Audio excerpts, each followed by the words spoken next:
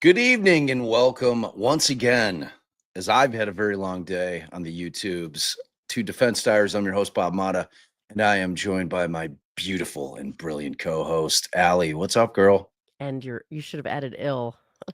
And ill. Hi, And babe. what a Hi, all. trooper.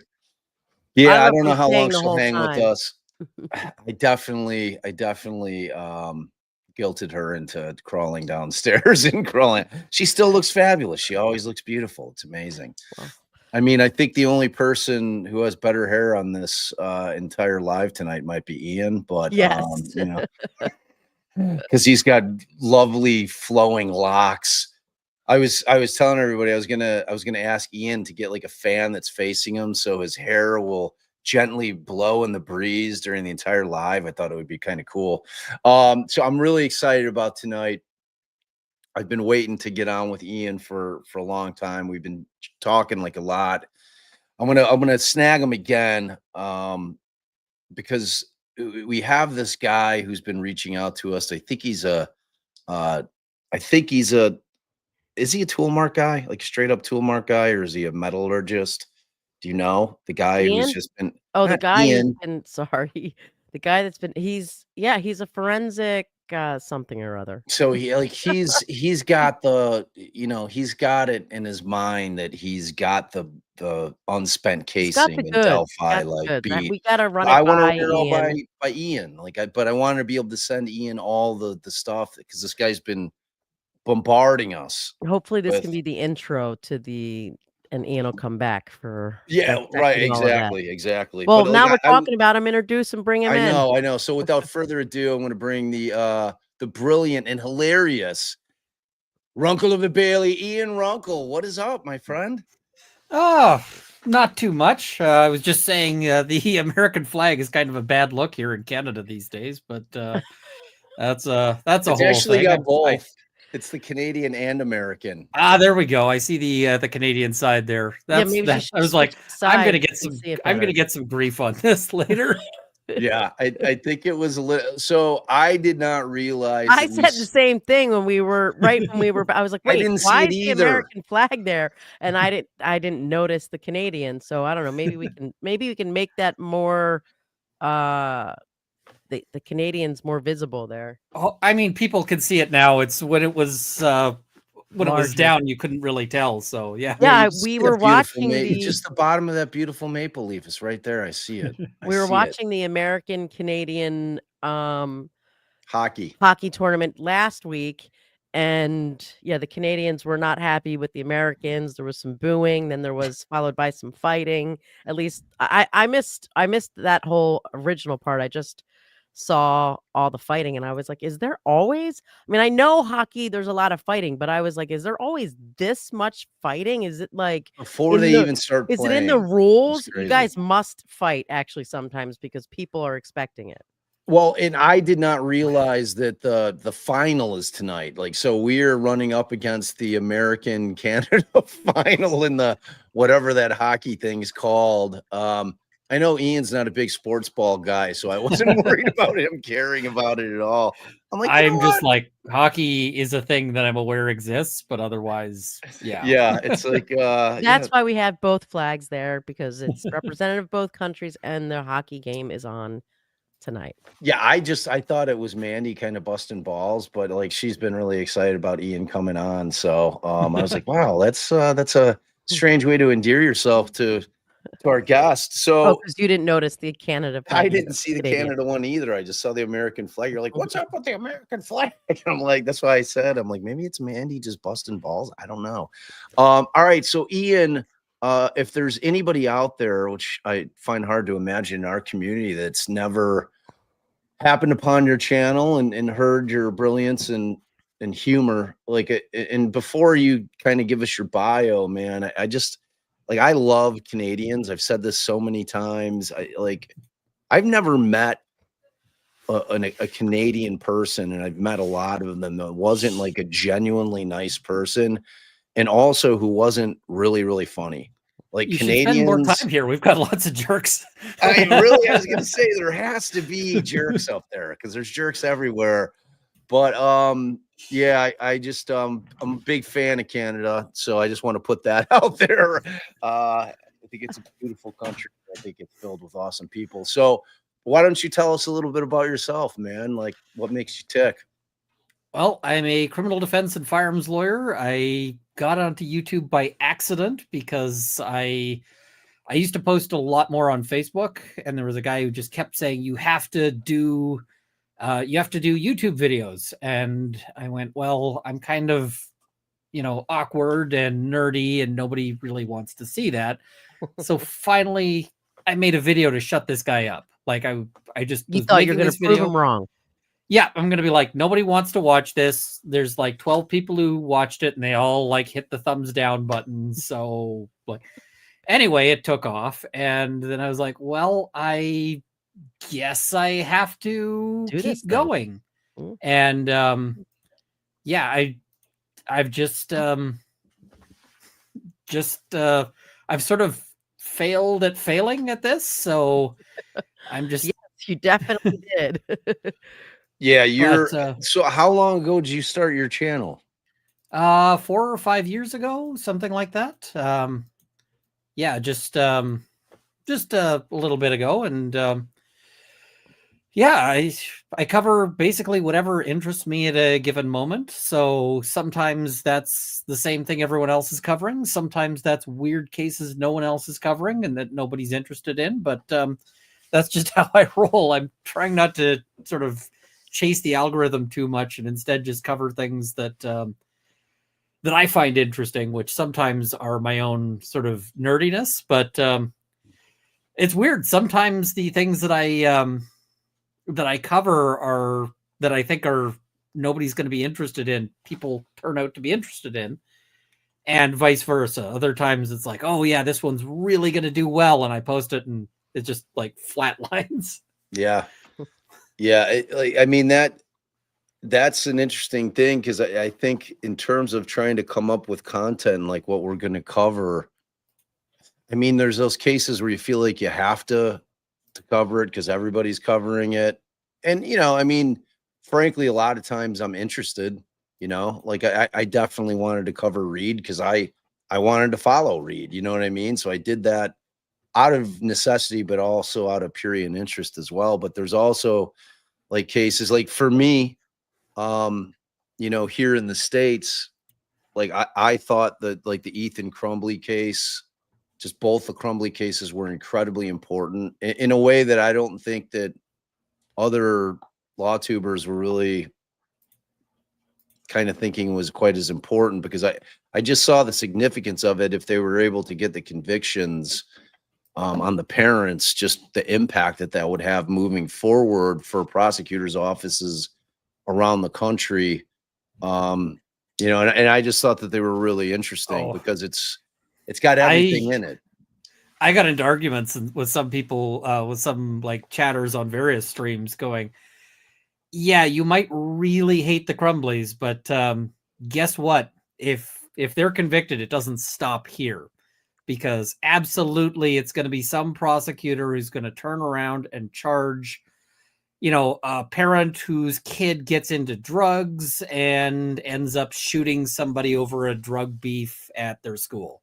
And it's not going to be like a mass anything. It'll just be one 17-year-old shoots another, and they'll be like, well, now the parents are going to jail.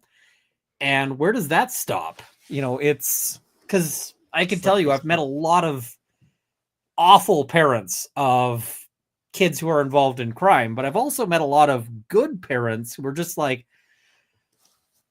I don't know how to fix this. My kid's gotten into stuff and I don't know how to bail them out. And I don't know how to correct this. And you're going to end up getting both. So, yeah.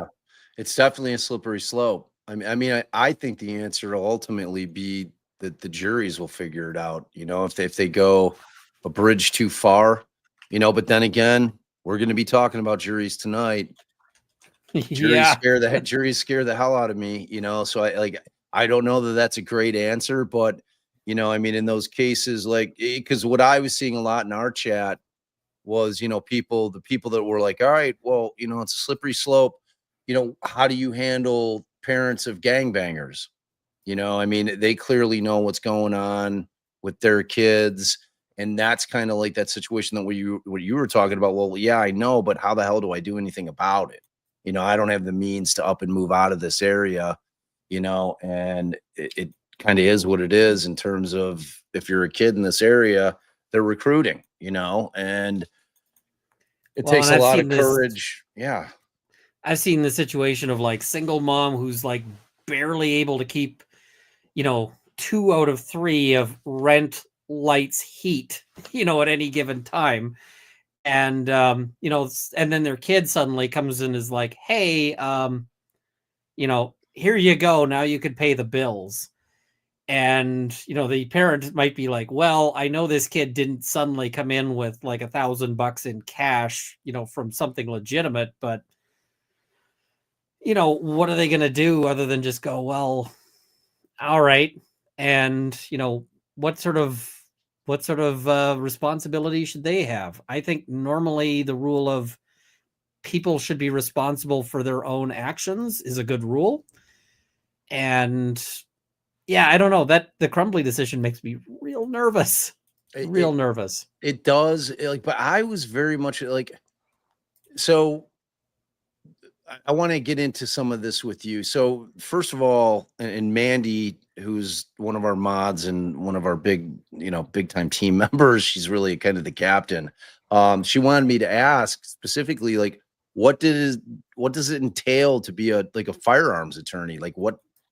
How did you get into that? What does it mean? So I got into that because in law school, I needed a hobby, and the hobby I saw everyone else, taking up was drinking. And I went, well, that doesn't end well.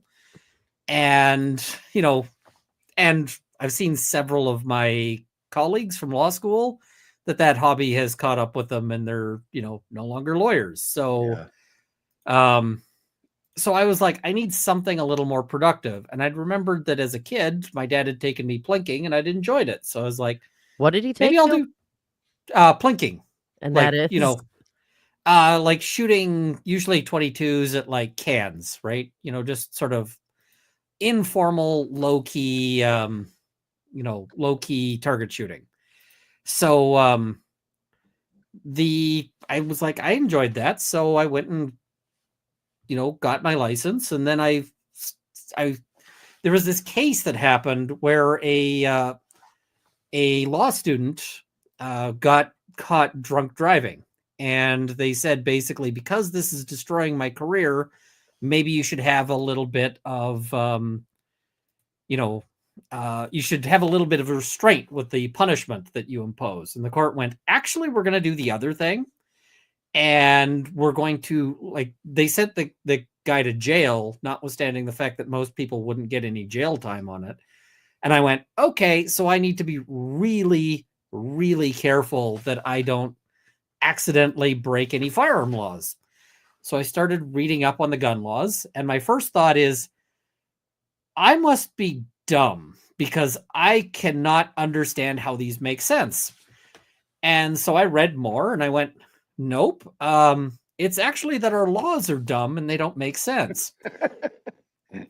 And when you find an area of law that's just like incredibly broken and incredibly, weird, I just kind of fell in love with reading it and unpacking all the complexities. And then, you get into practice and you get people who come to you because either they've been charged with something firearm related, or the other thing that happens here in Canada is you need a firearm license. So you get somebody who applies for a firearms license and they say, no, we're not giving you one. Well, there's a process where you can challenge that in court. And so, I've done those. I've done things where they want to take somebody's firearms license away, where they raid somebody and then they seize their guns and they want to ban them from having guns. So all of these different things that come up. So that's kind of in addition to the sort of criminal aspects of guns, and that can actually be surprisingly complicated, because a lot of those are just, often they're fairly simple, where it's just like, there was a gun in the car. Who does it belong to? Who knew it was there? Who had possession, right? That's real simple. But if you get into questions of like the functionality of a gun, or whether something is or is not a gun. Let's say you find, for instance, a broken gun. Well, is that a gun or not, right? What are the actual criteria? What is the test for that? Let's say they say that they were able to get this fixed with an hour's worth of work at the RCMP. That's the Mounties, the federal police, their lab. Well, okay, how much expertise did that take? Did that take, was that just something where they're swapping in readily available parts, or is that swapping in parts that are only available in the RCMP parts library, which is extensive and includes parts that you might not be able to find anywhere else? Or in some cases, I've literally seen it where they're like, this part, we didn't even have it in our parts library. We had to machine a new part from scratch in the machine shop that is part of our lab. And then they want to argue that it was a usable gun? They want to argue, well, this guy could have machined this gun himself. And typically the courts are like, maybe not so much. So, yeah. Well, while we're talking about guns, and before we jump into Reed or Alan, we've got this question here from Kay Schmidt. What did Runkle think about the ASAP Rocky prop gun defense? Now, I didn't follow that case that heavily. My understanding is that he was saying that this gun was not a real gun. It's a fake gun. And if they don't actually find the gun, then the question is, how do you prove it's a gun? Now, with the Canadian standard, you can do that all sorts of ways. There have been cases where, like, a guy walks in, robs a place, and then they don't find the gun because the guy kind of probably threw it off a bridge into a river. They looked for it in the river, but they couldn't find it. At that point, it's like, well, okay, what indicators do you have? The person might say, like, the person who had it pointed at them might say, well, I really know guns. I've seen cases where the guy's like, I shoot all the time. Not only do I know guns, but I know specifically that this was, and they might name a specific make and model. And, it's like, how did you know it wasn't an airsoft gun? And the guy just goes in and starts explaining. And it's like, all right, this, the client's getting convicted in that situation, even though they don't find the gun. And so the client's saying, well, it's a fake. They're like, well, what's the actual, is this believable, right? A lot of cases come down to, do you believe the accused, right? You get cases where somebody walks into a liquor store, there's fuzzy video, and the guy says, that's not me on the video. It's like, I just happened to have the same bottle of booze that was stolen from the liquor store. It's like, well, if you believe the guy, you have to acquit. But if you don't believe the guy, well, then he might be in a bad spot. So, and that was essentially what ASAP Rocky was. You had this, he's a very influential hip hop artist. He's obviously married to Rihanna, and so he's very well known. Rihanna, I think. I Oh think no, it's Rihanna. You're right, Rihanna. yeah. Thank you, babe.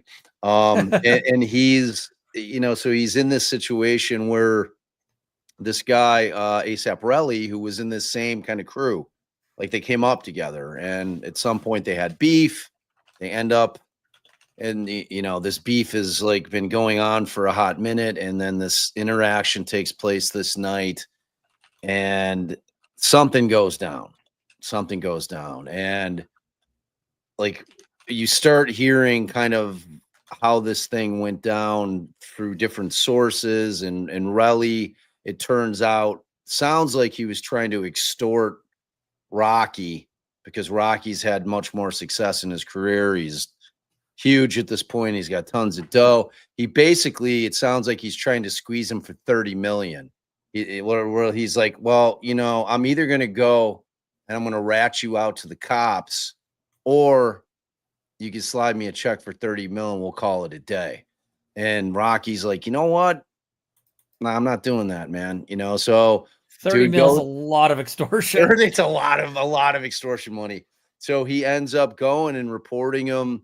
And then when the kind of the facts come out, like Rocky's team and Takapina put in his lawyer put on a bunch of witnesses that were friends that all said that Rocky was known to have carried this prop gun that he got from one of the music videos that they made. And it looked authentic, and it fired. It was like the Baldwin gun, where they're using, but that was a real. Well, the gun Baldwin gun is a real gun, right? It sounds like this might be like a blank firing gun.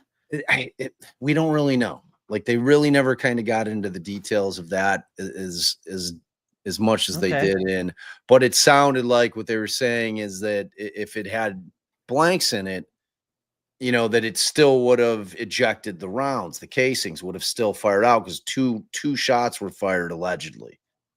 And then when the cops got there, they found no casings and they could find no projectile anywhere. And they searched for like an hour, because this was like kind of like in a mall area where you figure you'd find some evidence of the projectile hitting something, because he had no wounds other than like a scrape across his knuckles, which like didn't really look like.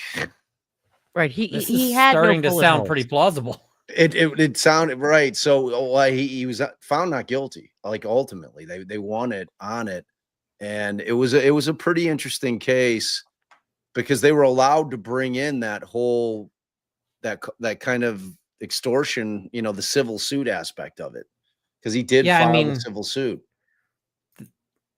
That seems very relevant, the civil suit, and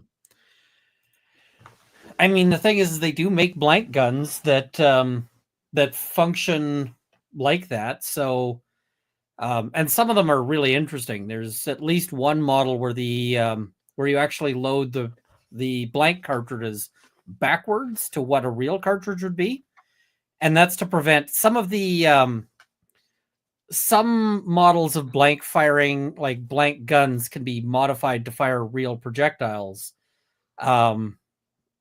By, for instance, drilling a hole down, and in some cases, like drilling a hole and putting a sleeve or something like that.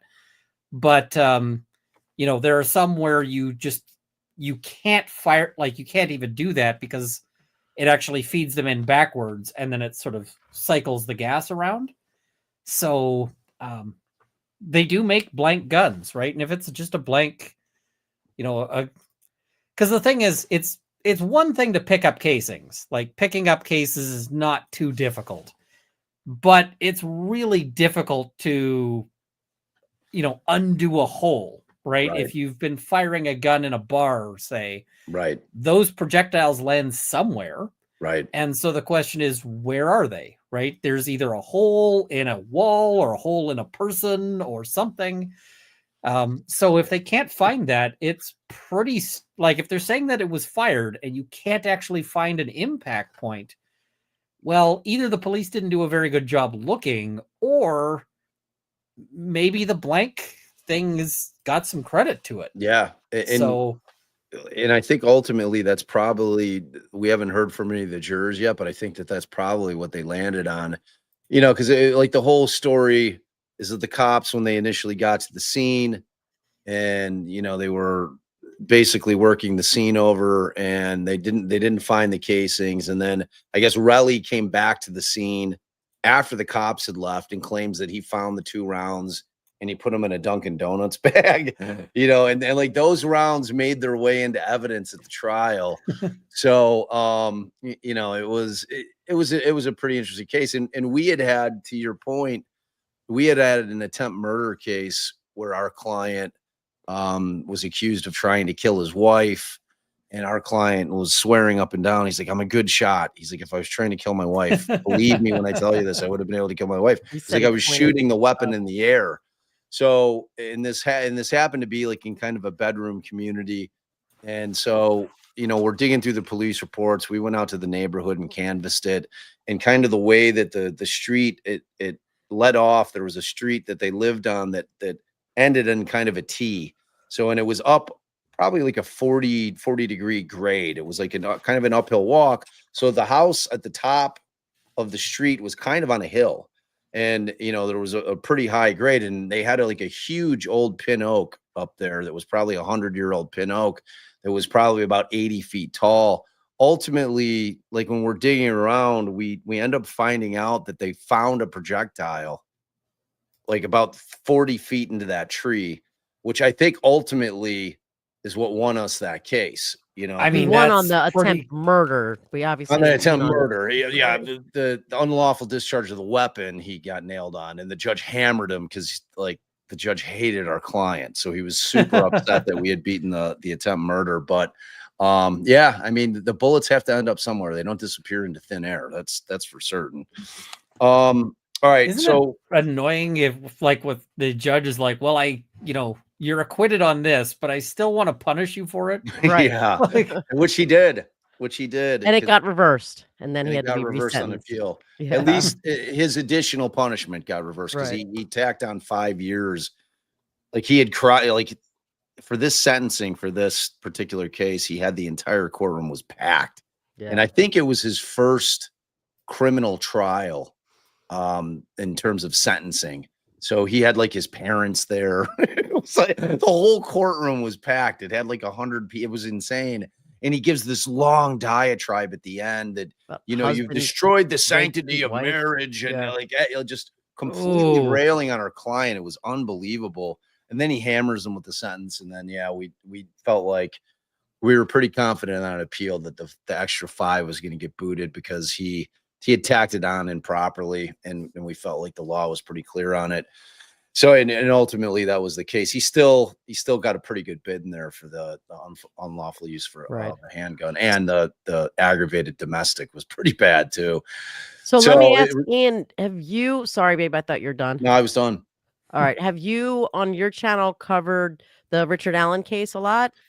I haven't. I looked at it a little bit, but the thing is by the time that one was sort of got going, or by the time I was already so far behind, because Right. people were like, "You've got to look at the ballistic stuff," and I was like, "Okay, I'll look at the ballistic stuff," but there's just so much on that one, Right. and it is so heavily insane that I was like, "Okay, so yeah, trying to catch up on that one is a bit of a It's a lot. it's a lot." It's a lot. Well, but we're So hoping to send you all this ballistic stuff that this guy is getting to us, and to have you back to dissect that with us if you're willing. Because we'll oh, just absolutely, focus you to because a very narrow issue, which is the unspent casing. Because that in that particular case, they had 3 things that they considered to be evidence. One was presence at the bridge where the girls were unalived, and then they claimed to have found this unspent casing between the 2 girls, which they then went and tested originally He against a knows this couple. much because he's been on other people have had him on Do you to know those kind of like the factual background like that? At yeah, least some of. it's All right, cool. and it's So such a weird case. it's so weird. And in the whole procedural posture of it leading into trial was beyond bizarre. It drove me nuts. I was like, yeah, and I took so much shit for 2 years, and I'm like, look, like I have no idea whether Richard Allen did it or not, but what I can tell you is he's not getting a fair trial. She's removing his attorneys without justification at all. She's violating his Sixth Amendment right. This guy is not getting a fair trial. She destroyed his speedy trial rights, like absolutely obliterated him. Everything that she was doing, and she wouldn't grant the defense hearings on any of their motions. She would take forever to rule on them. Like everything that was going on, it was just insane to me. And I'm Right, like, and she what? just denied their motion to correct errors without an evidentiary hearing. Um, so, and I know that you recently covered the what the juror had to say. So, with what you do know about Richard Allen, why don't you tell us some of your thoughts? I mean, the big thing that just boggles my mind was the admission of the ballistic evidence the fire mark tool mark analysis, because they're sitting there going, well, we couldn't match a fired case to a fired case, which really should be the best case scenario, right? Matching like with like. And they're like, so instead we matched the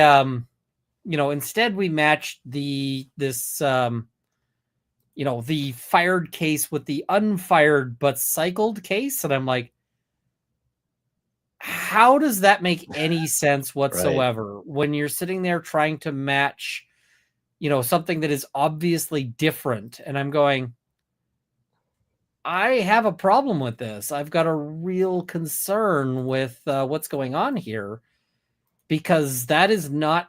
And I mean, if I was the judge, I would have just said, hey, no. When they're trying to bring that, I would have just been like, no, like we do not.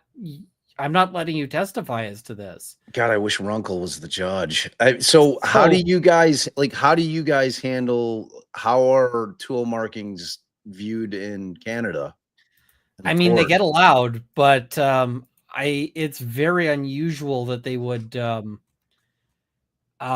allow like a an unlikely or on two different things that don't match, right? That's like, it's and that's very like for weird. people that aren't understanding what Ian's whole point is that we know what they had at the scene was this unspent casing, and then they tried to replicate that by cycling another casing and couldn't.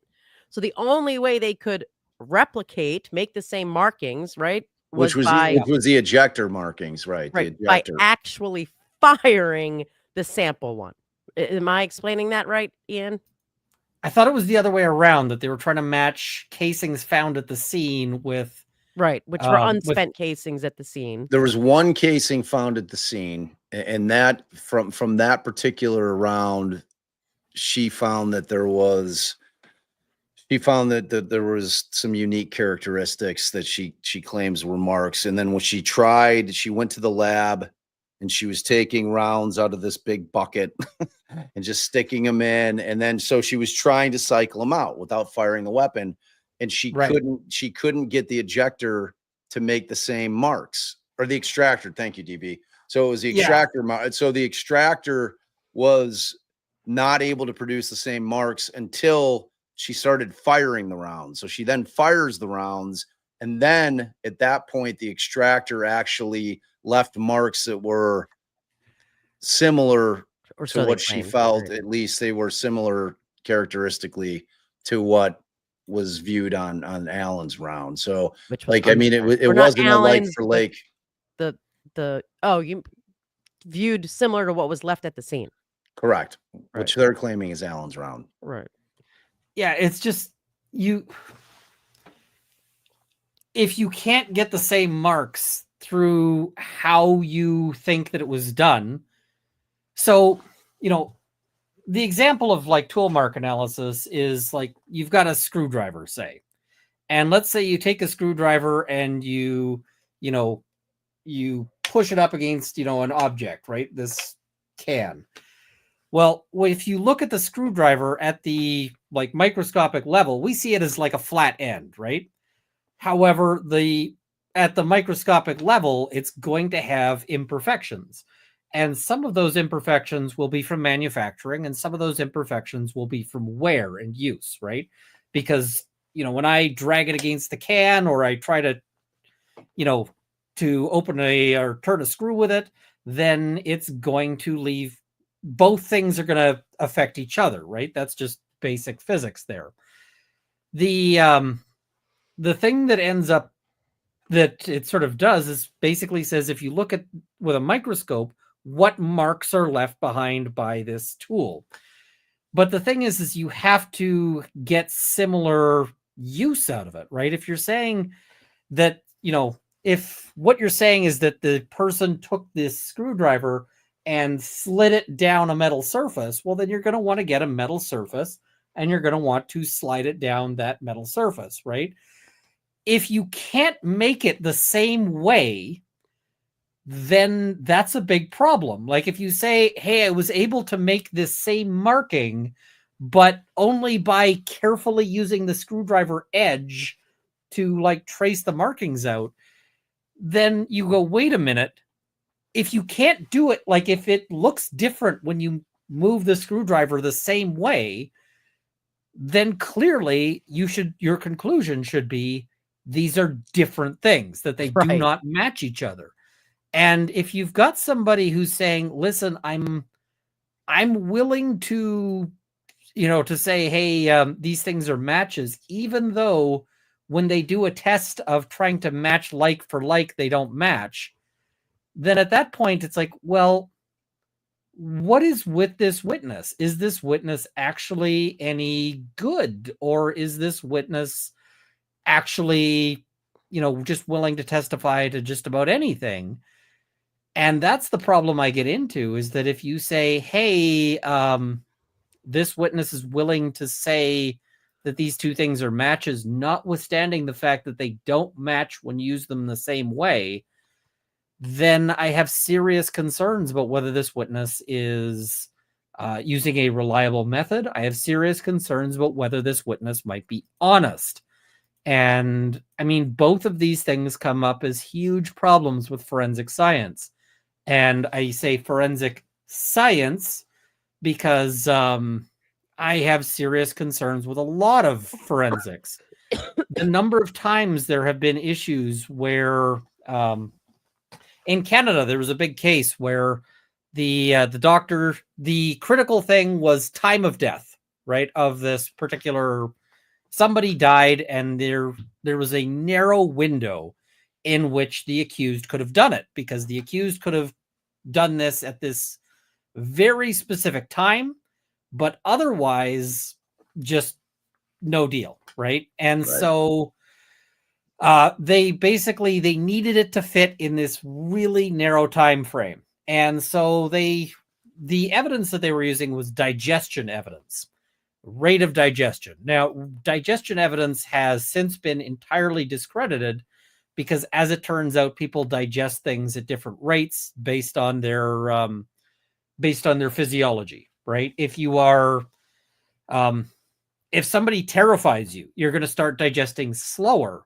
than, because your body is basically saying there are other things that are more important right now than digesting your dinner, right? Right. So, but the doctor initially came back with his estimate that put the time of death at a particular time. And the problem that they had was that there was absolutely no way the accused or the suspect could have committed the crime at that time. It was just not possible. He had an ironclad alibi during that time. And so they came back to the doctor and they said, so here's our theory. Our theory is that the killing happened at that time. Could you take another look at your analysis? And sure enough, the doctor came back and said, oh yeah, I was totally wrong. And it turns out that my analysis is actually that it's right when you think it should be. Wow. And the thing is that this sort of thing happens all the time. And sometimes it happens not quite so obviously. And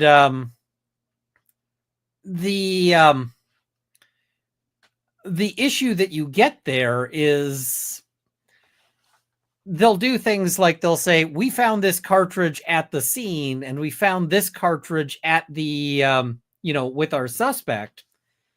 And so they already know. Whereas in science, like if you're trying to do a scientific experiment, you absolutely want what's called double-blinded. Double-blinded means that the person who's doing the actual testing doesn't know whether the person is a candidate or not, right? They don't know whether, essentially, they don't know what result you want from this person. Right. And we don't actually do that at all with ballistic analysis. If we wanted to do that, what we should do is ballistic analysis guys just get like, here's 2 cartridges, match or no match. And that they only get those from people who are who don't know themselves. And the other thing we should be doing is giving them a constant stream of work that is completely fake work. And what I mean by that is that we actually go and we say, hey, here, are these 2 things a match? And we know that they're a match. Or are these 2 things a match? And we know they're not a match. We shot them out of 2 different guns. And so the guys actually doing the testing and doing the analysis should never know whether they're being tested or whether it's a real match effort. And they should never know whether, what the correct answer is. And they should be giving their assessments. And the thing is if that breaks the system, because I suspect it would break the system, I suspect you would start getting results that were completely not, useful. Right. You'd be getting a really high rate of error. Then at that point you say, well, maybe this isn't science. Maybe this is just gibberish and we should not actually, use it. So this is the problem, is that we end up with all of this stuff that that we're just like, is this actually useful? One of these days, what I really want to do is work out a test kit and start basically making the world's most challenging test kit for police. Do it, or Ian. for these Do forensic, it. Things, and just saying, hey, I would like to see, can you actually match these things? And saying, okay, we'll put a prize on it. We'll say, here's $10,000 if you can match, and it'll be like, 25 set, like 5 different cartridges that each match to 20 different things, and you have to assess which of those match the sample and which don't. And the criteria is 100%. Like you have to get 100% right. Dude, you should totally do that. Because that's exactly what the issue was with respect to the double blind in Allen, because they're, in the States, she worked for, Indiana State Police. She wasn't a cop, but she worked in her lab. That automatically gave her credibility in the eyes of the jury. She was sitting there saying that her error rate was, she's never been wrong. It's like, which is impossible to say, because of exactly what you're talking about. And then what they consider to be the double blind is like, anytime they have a match, they then call in their supervisor, who then knows the only reason they're getting called in there is because there's a match. So even though she's not saying, like, they're not called in if they're not finding it to be a match. So they're only called in under one circumstance, and that's if they're a match. So it doesn't matter that she said or didn't say that she got a match. She said, okay, boss, I need for you to examine this, and I need for you to see if it's a match or not. Because he knows coming in that it was a match, otherwise he wouldn't have been summoned. You know what I'm saying? So that's the thing, is they think it's a match because otherwise you don't get asked, right? Exactly. Same thing with same thing with a knife, like a knife, right? They're like, hey, could this knife, or, in this case, screwdriver, here, I've got a knife.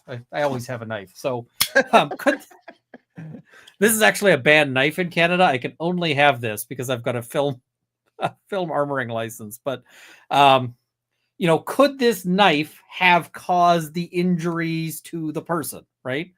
They never ask about like knives they don't think match, right? They ask because they think this is the murder weapon.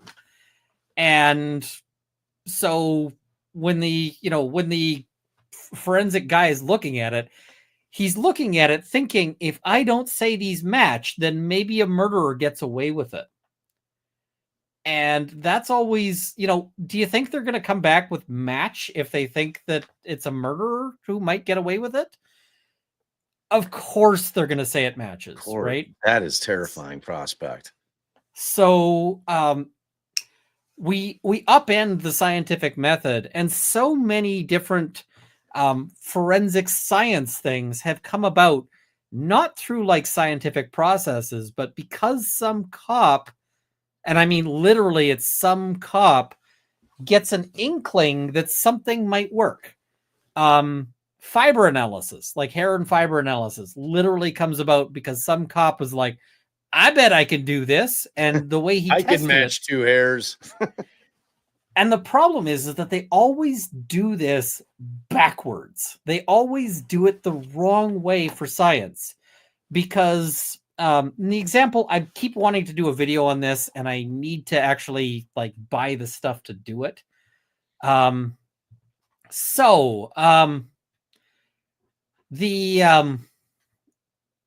Let's imagine. So there's, just as a sort of random aside, my parents had a messy divorce when I was a kid.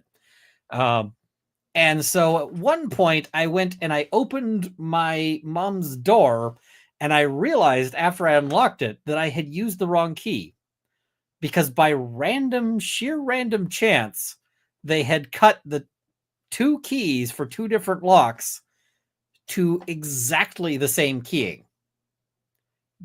And the thing is let's imagine a scenario, right?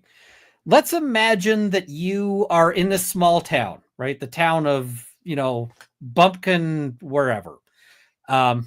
So there's a murder, and at the murder, they find a key has been dropped, and it's a house key. And they have a suspect, right? Because this guy recently got divorced. And they go over and they try, at the ex-wife's house. And sure enough, that house key opens her door. Okay, that seems like really good evidence that she is the one who killed him. She's going to jail, right? Well, wrong, because what we have to do at that point is we have to try this key in all sorts of other doors. Because let's consider that we have a hypothetical here of a lazy locksmith. Let's imagine that the locksmith in this small town, because it's a small town, it's got one locksmith.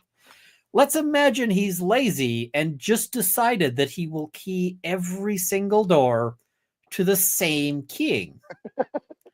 And so it turns out that literally that key opens every single door in town. Sounds like a cozy neighborhood.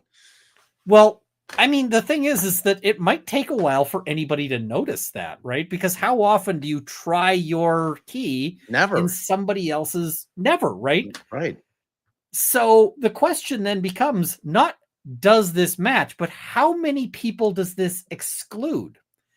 And the thing is, if you've got the lazy locksmith, then it excludes nobody. Literally anybody in town that key could belong to. Right. But when they do something like hair and fiber analysis, what they're doing is they're matching key to lock. And they're not saying how many people can we exclude. Similarly, when we do the ballistic analysis, like the tool mark analysis with firearms, they're like, do these things match? When really they should be saying, how many things can this exclude? And the thing is if they're not doing the exclusion tests, then we don't know, right? Right. The power of DNA isn't that it matches 2 people. The power of DNA matches is actually that it excludes everybody else on the planet, right? That we say this could not match any other people. So, right. And I get real problems if they're saying we're gonna like that second step of the analysis should never have actually been done. They should have said, we tried matching them and they don't match. This is a no match. The instant they say, we're going to keep trying, we're going to play around and do other things to try to match this, that suggests to me that you've got somebody who's biased. Right. Because like any other time, if it was a match, you wouldn't say, like, how many times where it was a match did they say, oh, well, now we need to test it if we fire them both? Right? They never do that second step, except the fact that they want a conviction. That's a problem when your expert is on the side of wanting a conviction. I would be thrilled to see a rule that just says, you know, any expert that only works for one side can't be used. Sorry. I agree. You know, go to independence. Like you can't, I mean, there's always going to be that threat of bias when you're using cops to do the testing. I mean, like that concept, why that doesn't resonate in people's heads is beyond me. But like, let me ask you, so up in Canada, do you guys have an equivalent of like Fry and Daubert? Like, how do you guys, what is your equivalent up there? It's very similar. It's basically, you know, it's essentially the same thing. Now I'm just thinking of have to pull up the case to go through the testing here, because it's actually fairly uncommon that we have all that many disagreements over experts here. But we do have tests. We do have to say that, you know, there does have to be an assessment of it. In fact, and it gets to be really sort of complicated as to how you break that down. The one of the main cases is White Burgess, and White Burgess notes that experts have to be sort of they have to be monitored because of the danger that that the jury is going to view them as. Basically, the language, if I recall correctly, is that they're going to be viewed as infallible. The main criteria is the Mohan criteria. And so breaking it down, you have an expert who's got to be relevant, which means, you know, they got to be testifying about something that is useful. There's a necessity. And so necessity on this one means that it has to be something that is outside the realm of the ordinary person, right? So the main, one big thing that the necessity case has excluded is lie detectors, because they've said you cannot bring in an expert as to credibility, because that is something that is within the jury's capacity. The jury can say this person is lying or this person is not lying. That is something we expect the jury to do. And so the expert is not necessary. They're, you know, treading into the realm of that. There has to be an absence of other exclusionary rules. And so an example of a situation where there might be other exclusionary rules would be, for instance, you can't have an expert evidence on evidence that has otherwise been excluded because it was taken in violation of rights, for instance. And you have to have a qualified expert. And qualification breaks down into a number of things. They've got to be impartial, which means, you know, they're not weighing to one side or the other. They've got to be unbiased, and they've got to be independent. And so all of that, you know, gets now impartiality has to be that there's no bias or appearance of bias. That's usually satisfied by them just saying, I understand my role is that I have to testify for the court, but whether or not that actually holds up in practice, in my experience, is like, there's a major case here in Canada where the guy was convicted eventually, and at one of his trials, the issue was self-defense. So the guy was going out, and this is the case of Cahill here in Canada. The guy went out to his car, which was being broken into, and he brought a pump-action shotgun. Now, he says that the guy who was breaking into his car turned, and he thought the guy had a gun. So he shot him twice. and that there turns out there was no gun. The guy had a screwdriver for breaking into the car, but no gun. And so the police expert testified under oath that you can fire a pump action shotgun as quickly, like if you're firing it as fast as you can get off a shot once every 3 to 5 seconds. So bang, 1,000, 2, 1,000, 3, 1,000, bang. Now, when you're talking about a self-defense case, that makes it seem like that second shot was real intentional, right? Whereas with a pump action shotgun, it's actually bang, bang, right? It's real fast. And, Right. you know, people who have basic competence with a pump action shotgun can fire like 2 rounds a second. Right. And so if you think bang, bang, well, that looks a lot more self-defense-y, right? That's still in the process of responding to a guy who you think has a gun, not shooting the guy. Yeah, I'm going to shoot him again, right? So this expert testified to something that is dramatically and obviously false. So why are they allowed to continue being an expert? Right. Now, I mean, so was that particular guy, was he shot in the back, or was he facing him when by the time he got out to him? You know, I mean, anytime you have somebody shot in the back, it's a pretty tough self-defense case. He shot the guy in the front. The guy who was breaking in had turned and caught 2 rounds to the chest. So, or 2 blasts to the chest. So, all right, Ian, yeah. has anybody ever asked you to testify as an expert? I have not testified as an expert. I have been I have been sort of in the background as possibly being testifying as an expert. The problem is that I learned all this stuff by studying it, right? And I I just kind of the problem that you run into is that after a certain bit you need to have the stuff on paper.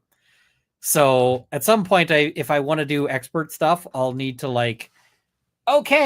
maybe I got to take some gunsmithing courses. Maybe I've got to take right. You know, notwithstanding the fact that A, a lot of this doesn't need gunsmithing, but B, you know, I end up seeing some of these experts and I'm like, I know more than you do. Right. Well, that's what I was saying, man. I'm like, I would love to get you, because, you know, I mean, the paper matters, the CV matters, unfortunately, even though in reality it doesn't. But that's the thing, right. You know, you hand your CV up to the judge and you're like, I'm an expert. And the judge is like, right. Well, he's got a lot of certifications. He's gone to a lot of courses. So this guy must know his shit. Yeah. I'd love to get you, if Alan gets a retrial, I'd love to haul your ass down here and get these guys to hire you as their expert. So get some shit on paper, dude. You got 2 years, I imagine. At some point I need to. And the problem is I'm a lawyer and I do YouTube, and somewhere in there I find time to sleep a little bit. So and some of these courses are like, okay, you're going to go take a 6-week course. And yeah. And DB says, lol, Runkle, that's quite the claim. Don't mistake you knowing they're full of shit means you know more than them. I have had multiple rounds of taking an expert or a proposed expert apart. And, you know, it just, you know, you get these, I had experts who were, you know, they'll come at you with like, well, I've studied this. And it's like, okay, but have you ever actually fired a pump action shotgun? See, you're a rare bird in the sense that, like, many times if I've got a scientific issue in a case, I'm relying on my expert. And if it's an area that I'm not well schooled in, I'm relying on that expert to teach me, to not only teach me, but to give me proper and effective questions to ask on my cross of their expert. You, on the other hand, when you're dealing with like a gun case, man, I mean, like, you don't need to talk to anybody, you know? I mean, sometimes A major sometimes I advantage. have to like bring in an expert. No, I haven't dealt with an American expert. Like I deal with the Canadian experts. So yeah, that's fair. But I mean, I had a case where they just at the last minute they tried to bring in this guy as an expert, and the thing is that the guy they brought in was a former Canadian Forces armorer. And the thing is this guy, they put him on the spot too. I don't hold any ill will to this, proposed expert, but he was an armorer in the Canadian Forces. And what they wanted me to do is they wanted me to say, we don't have any expert notice. I object on the basis of lack of expert notice, because the law here in Canada says that if they bring in an expert and you haven't received enough notice, the remedy for that is an adjournment. And then they could bring in. And so what he was hoping is that he would, he was hoping that I would object on that basis, and then they'd bring in a real expert. And so this guy has experience, but he doesn't. And so having the knowledge allowed me to go and just like start asking this guy questions and to be like, okay, you are here to be qualified as an expert. And the judge was ready to qualify him as an expert on the basis of him having been an armorer in the Canadian Forces. And so I just start asking him trivia questions like, okay. And, they're trivia questions, but they're trivia questions that pretty much anybody could get if you were firearm knowledgeable. So one of the guns was a Browning. Said, okay, can you name any other guns that Browning has made? And the guy was unable to do so. And it's like, well, okay. Can you tell me can you tell me Browning, the person, what was his full name? He's like, I don't know. It's like, okay, well, so you don't, if I suggest to you that it's John Moses Browning, he's like, I don't know. Right. And the thing is you have to sort of be like being able to do that on the fly meant that my client won that day, because it was a huge thing, because at the end of it, I had sufficiently been able to sort of beat up on the guy, because some of the questions I asked him were challenging. And then as he couldn't get the challenging questions, I started going to the less challenging ones. Like, okay, one of these shotguns is a 12 gauge and one of these shotguns is a 20 gauge. Which of those has the bigger diameter of shell? And he says, well, the 20. I said, okay, would it surprise you to learn that it's actually the other way around? And he's like, oh man, I don't know. Oh man. And at the end of it, I just sort of sufficiently destroyed him up on the guy that I was able to say, okay, listen, as a Canadian Forces armor, you've dealt with the C7, right? Yes. And the C9, right? Yes. And that's it, right? And he says, well, we also dealt with some Lee Enfields. If it wasn't live on YouTube, I'd show you a Lee Enfield, but I've got one right there. But he's like, I'm like, okay. And also the Lee Enfield. The good thing is my client didn't actually have a Lee Enfield, so that was a good scenario. But I said, none of the guns in this room are any of those, right? And he said, correct. Said, okay, so you'd be an expert with the C7 and the C9 and the Lee Enfield, but not with respect to any of the guns in this room. And he says, that's correct. Okay, I'm done. I sit down. That's amazing. And DB is saying that's an armor, not an AFTE expert. Oh, I agree. The expert is more challenging. But the thing about like police experts, and I haven't dealt with the AFTE specifically, but police experts tend to be trained very narrowly. They're trained to do a task. And so the difference I would sort of say is it's a little bit like talking about a mechanic who fixes one car specifically versus like a an engine engineer, right? Somebody who designs engines. Because if you start getting into questions about how things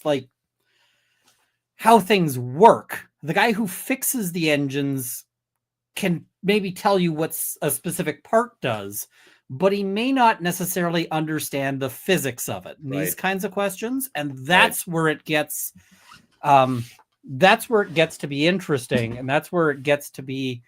And so a lot of these people have been taught how to do the task, but they haven't been taught a lot about the sort of philosophy around science and philosophy around how the task ought to be done.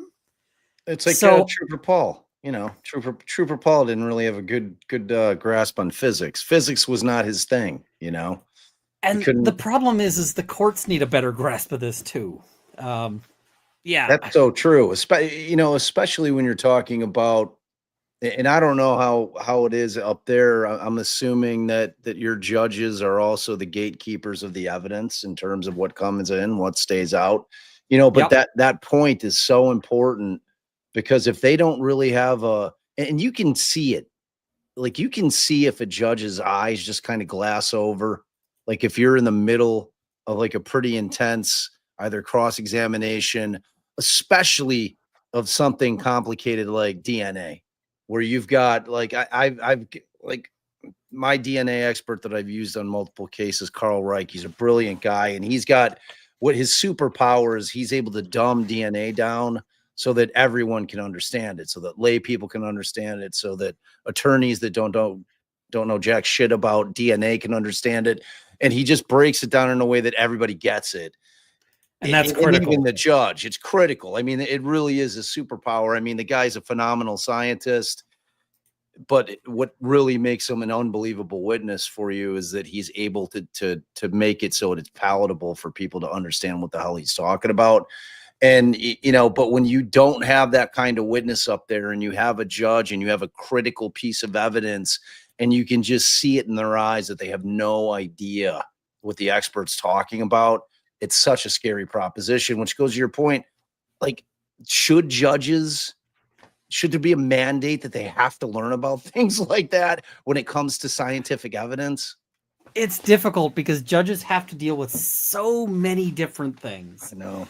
And so, but I mean, at the end of it, in an ideal world, Trooper Paul would be, you know, at the conclusion of his testimony, the ideal would be that the judge turned to the jury and said, "I'm going to instruct you to disregard everything he said." Right. That's exactly what she should have done.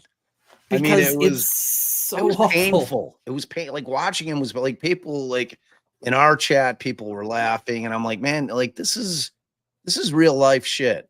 You know, this has long-term effects on one individual's life, and they're trotting this guy up there and putting him on the stand, where not only did he not seem to have the educational background and knowledge, but he didn't seem like he was prepped by Lally at all.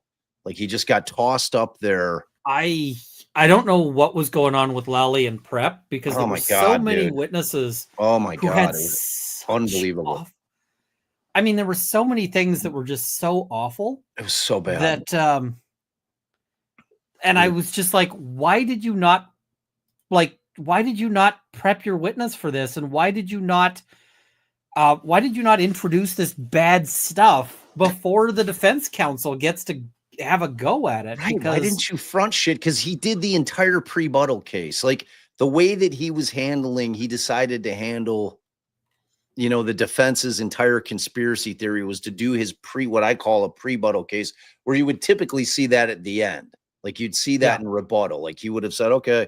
Instead, he wanted to front all those witnesses. He wanted to take the wind out of the defense's sails by having them be able to put them on, which if you think about it, and you know, Ian is an attorney, if you're putting an adverse witness up on during your case in chief, it's a hell of a lot harder to direct them through to get the answers that you're looking for than it is on cross.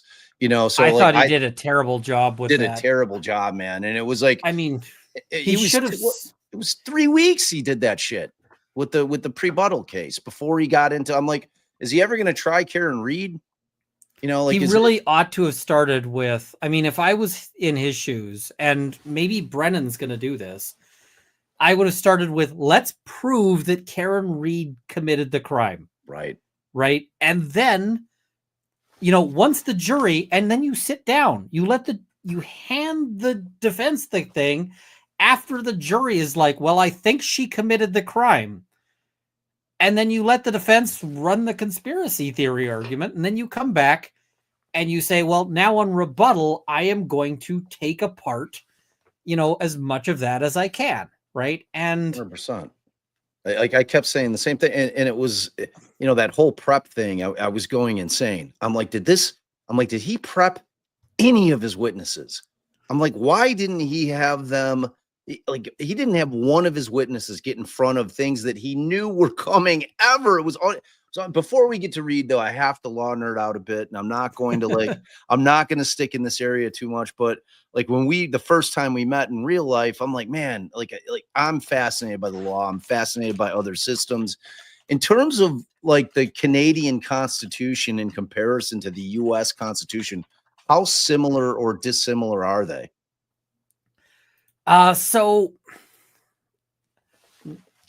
I'm going to focus sort of on the rights documents, like the Bill of Rights because, I mean, there's a lot of structural differences between the US and Canada in terms of like how we're made up as countries. But in terms of like the Bill of Rights, one of the biggest things is that Canada's got Section 1. And Section 1 starts out of Section 1 of the Charter, because we have the Charter of Rights and Freedoms. You guys have the Bill of Rights. Right. And the Charter of Rights and Freedoms is a very new document. We got it in the 80s.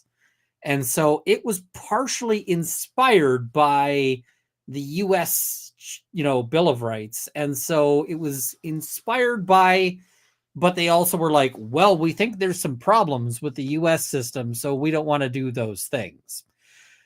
So one of the things they put in there is a thing saying, and we also have a Bill of Rights, but the Canadian Bill of Rights is sort of a useless document. But so I'm not going to talk about the Canadian Bill of Rights because it's basically trash, unfortunately. So, but the really interesting sort of difference is that Section 1 says that rights are sorry, man, Joe, is that rights are only to the extent, or they can be sort of, abridged to the extent that is demonstrably justified in a free and democratic society. So what this means is that if they decide that it's, sufficiently justified, that that they can just say, okay, then this right doesn't apply.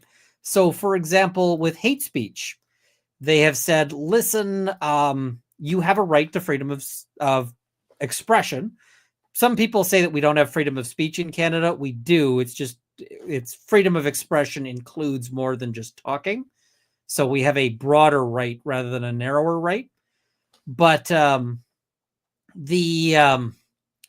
what they said is that certain levels of hate speech, they've said that restrictions on that are demonstrably justified in a free and democratic society. And so it takes a fairly high degree to meet that standard. It's like, you have to be outright calling for genocides and so forth like that.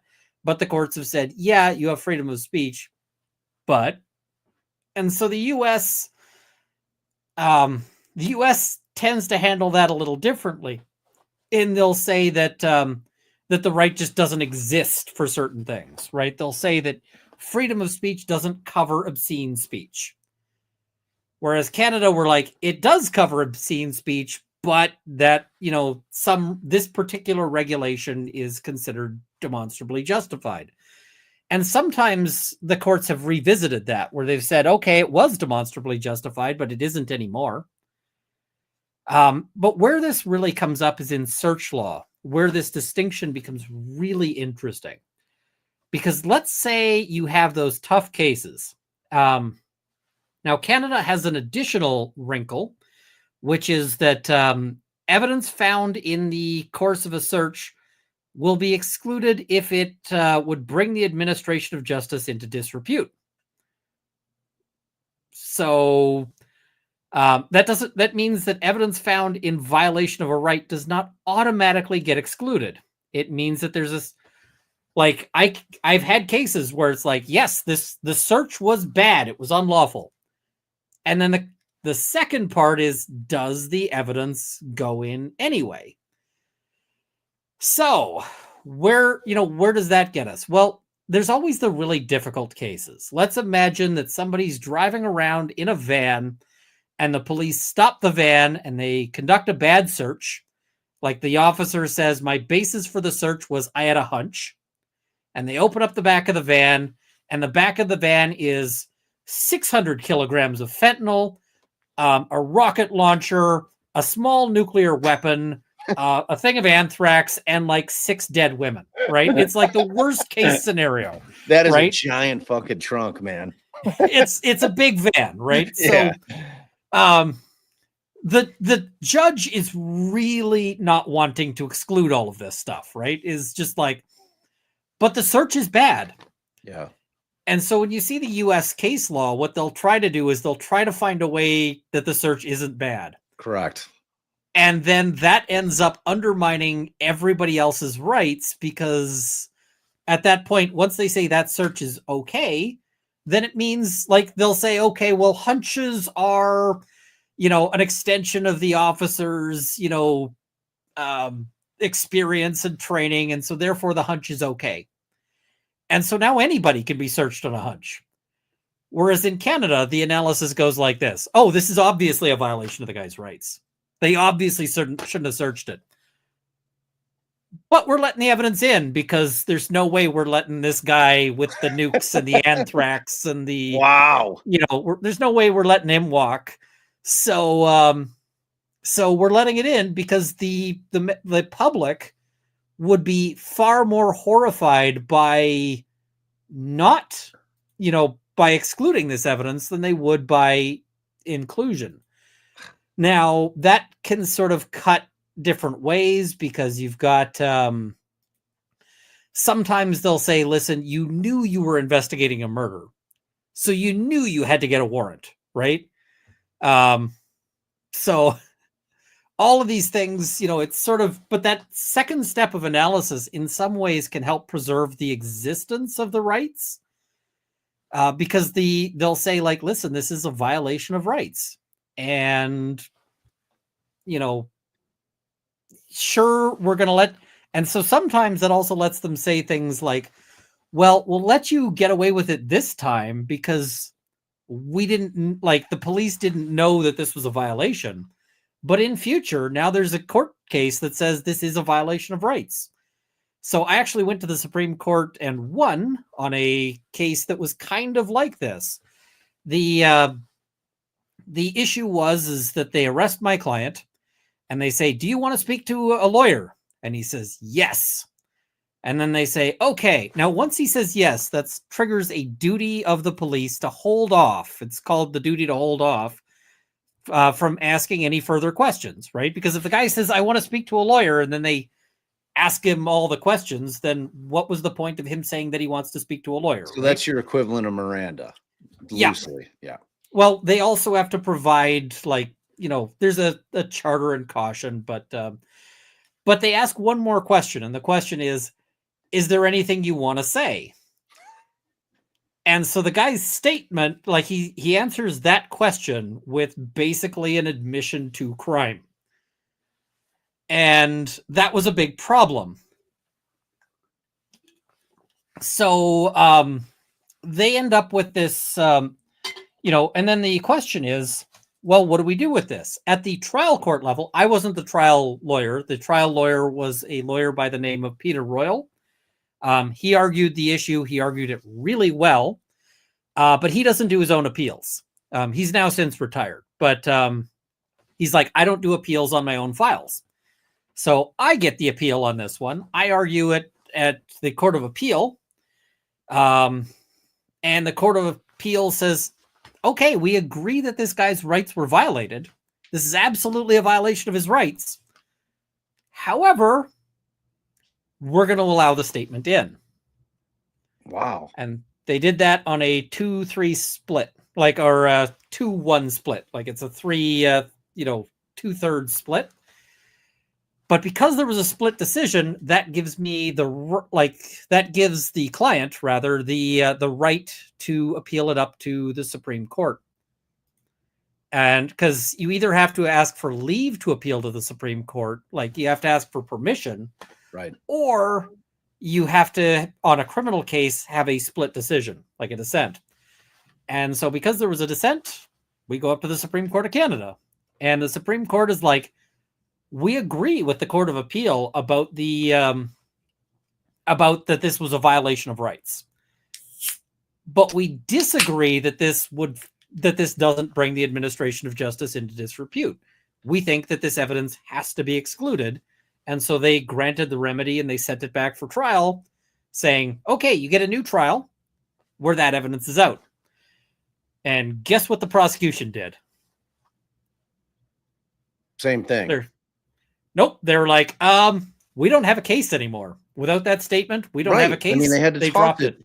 So, but like, all right. So when it goes up to your Supreme Court, does that become the law of the land?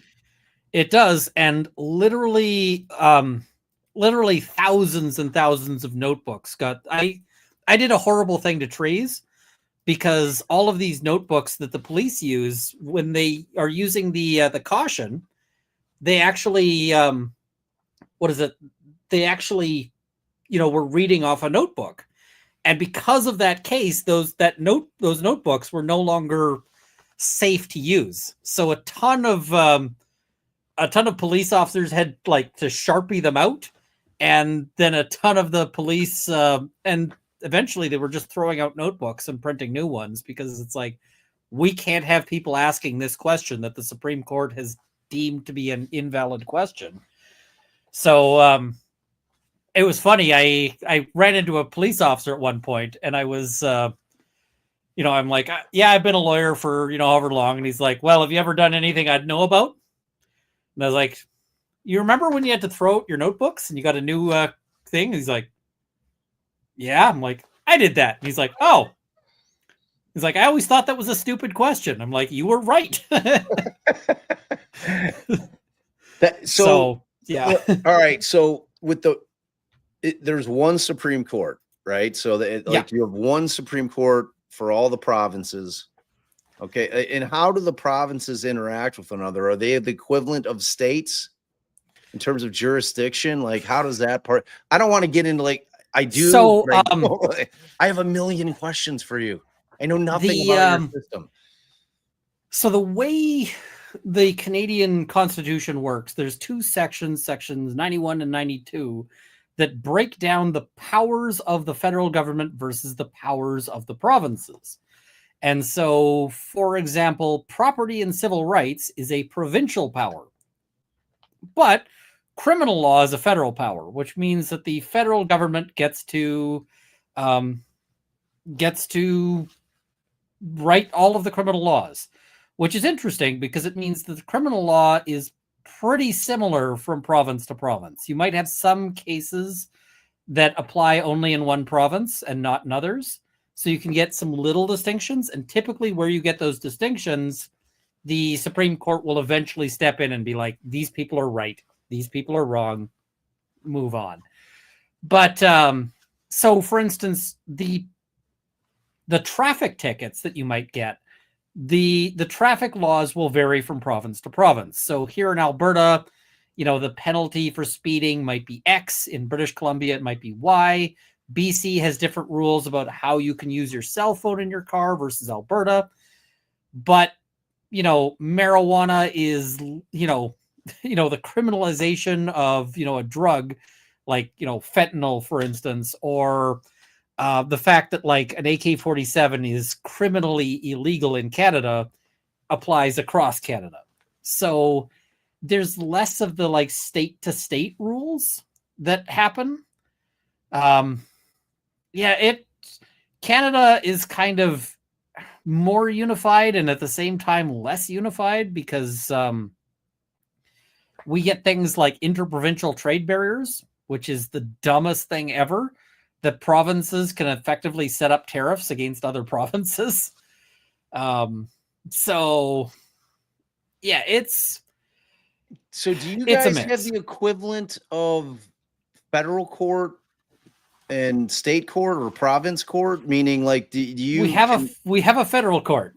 The federal court is for certain things. Like if you want to challenge your taxation, that'll probably go to federal court. A lot of people end up in federal court, for instance, because they get their income tax bill and they go, nah. And then they end up in federal court with, them saying, hey, we're going to enforce your income tax, pills. But most of the day-to-day stuff is dealt with in provincial court. Even federal charges are dealt with in provincial courts. So, for example, if you were charged with murder here in Canada, you'd be, if it was here in Alberta, you'd be in the Alberta Court of King's Bench, which is so it's not federal court. Federal court deals with its own. But there's a challenge right now to whether or not the government has the power to pause government, to prorogue. That's in federal court. So it's all complicated, and sometimes figuring out which court you need to be in can be its own small headache. So yeah, I mean, I could talk about this shit forever. So, because it's like, for my third season of my podcast, I'm doing. I've got a buddy that had a buddy that was an old Chicago mafia outfit guy, and he was charged and ultimately convicted with going over to England and stealing the Marlboro Diamond back in 1980. That's impressive. It's unbelievable. It's a great. It's going to be a great podcast. So, and he's an old mafia dude. So it's like you can sit there and listen to this guy talk for hours. He's got story after story after story. But when he gave me his transcripts from when he was tried in England, and I was fascinated. So, because I know you guys are the Crown, and I wanted to ask you, so I was kind of blown away, like the way that it worked over there is that he never spoke to his actual barrister. They had kind of a middleman. So like there's a middleman who, like, whenever he had a question, he'd ask his middleman, and the middleman would talk to his actual barrister.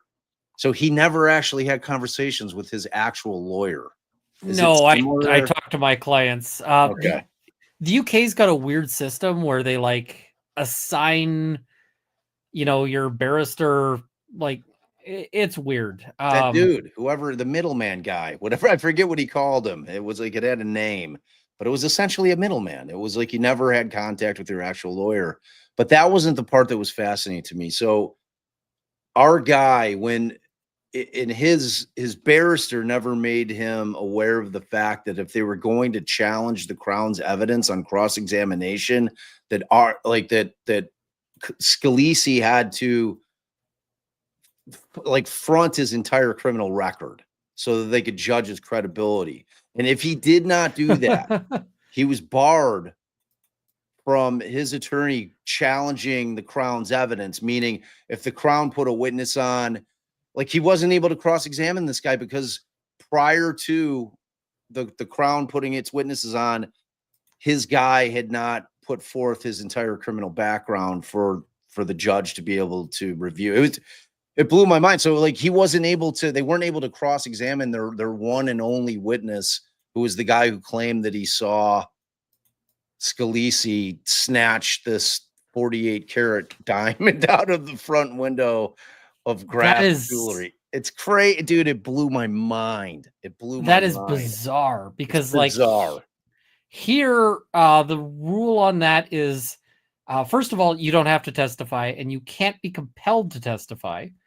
But if you choose to testify, then you may be cross-examined on your criminal record, but you can actually bring an application to prevent that or to limit that, because sometimes the criminal record is unrelated. For example, I did a bail hearing for a guy once who had a single count on his record.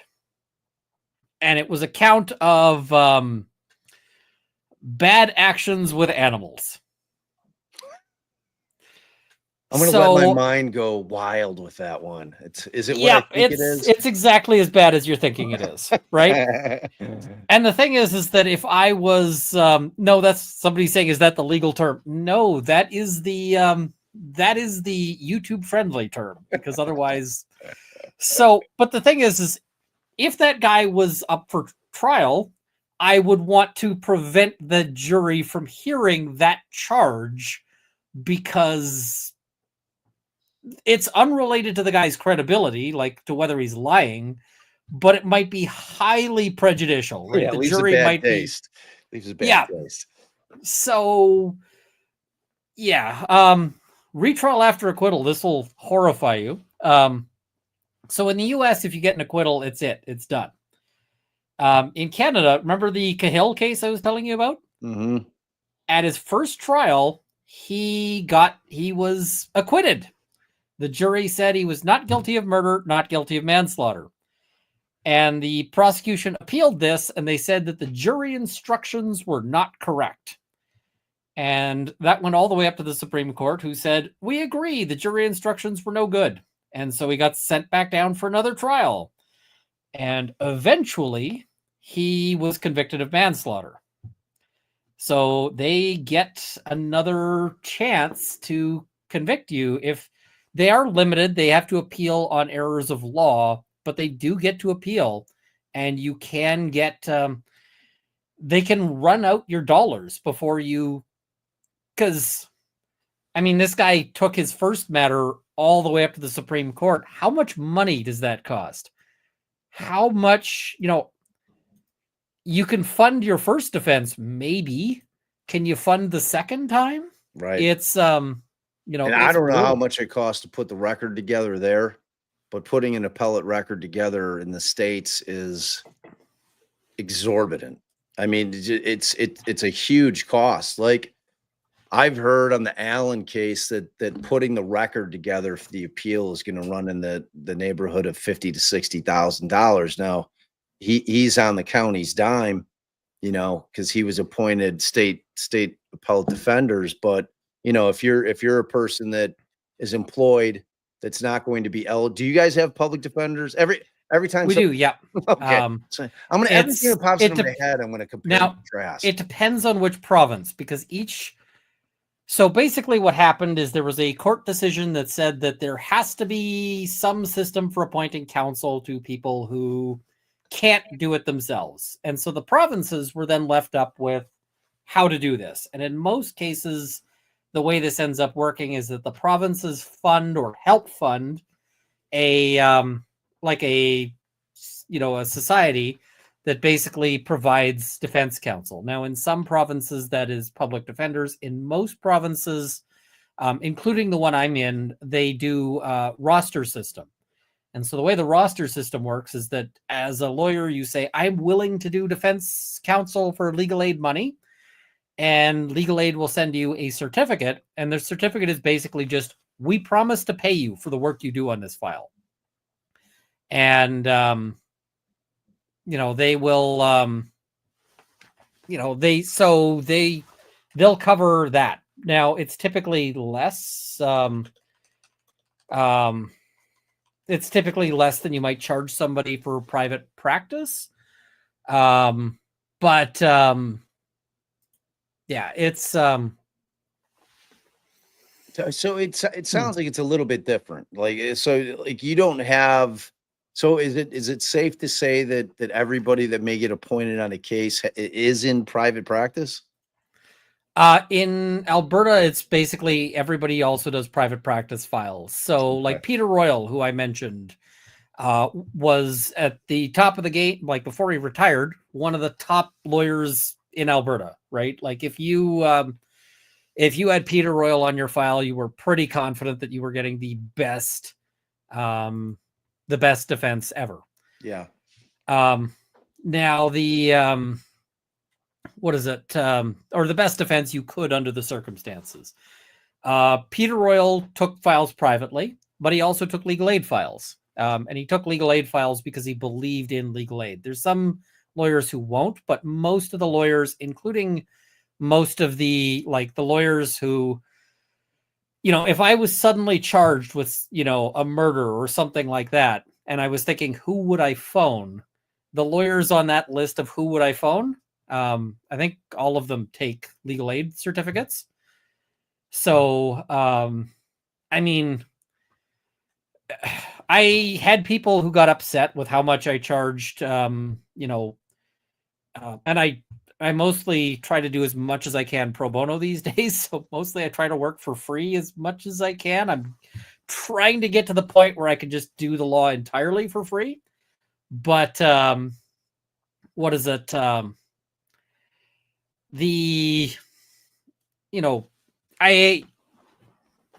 I took legal aid certificates as well, right? It's just you do that. To me, man, that is so.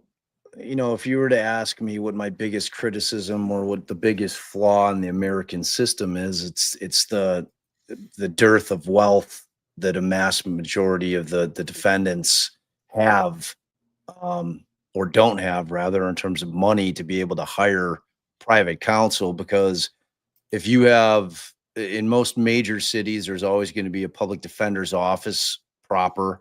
And what you have there, and there are fine attorneys in there, there are excellent litigators in there, but what they don't have is time. They don't have the time. They have massive caseloads, which as well as I do. If you don't have the time to dedicate to your case or your client's case, you're not going to be able to provide the kind of defense that you would otherwise. Like, say, for instance, Karen Reed, where she's got 4 attorneys. She's got, a fund that's got near $700,000 in it. She doesn't have to worry about whatever expert they want, they can hire. It sounds like Jackson and Yannetti are doing the second one on the arm. But that's not reality. That's not what happens around the rest of the country. It sounds like your system is kind of alleviates that issue, because you're not having that issue of having just lawyers that have dockets that are going to make it impossible for them to be able to dedicate at least a decent amount of time to a file. You know what I'm saying? Because that's what it's going to end up being, which ultimately leads into PDs, public defenders, drifting into plea world. Hey, man, I really think we should think about, let's talk to the state and see if we can work this thing out. And then they're starting to push their client towards taking a plea agreement, even if the guy didn't do it. And it's a real problem in our country. And like, I blame it squarely on the financials in the way that it's situated, in terms of you have to have wealth in this country in order to get a great defense. I mean, I think that there's a real mix of that, in the sense that, there are lawyers. And the thing is that I have, did we lose connection here? I don't think so. I can hear you. You're still there. Oh, it just, I just lost video there. There are some lawyers who will say, okay, well, I'm not getting as much on a legal aid certificate or as much. And so therefore I am going to, do less work on the legal aid certificate. I have never been that person. I don't agree with that person, but there are people who that's their view, right? And I am not a fan of that at all. But I just, you do get problems with that. You do get issues of, are people getting a fair defense? Are they getting a fair, a fair system for it?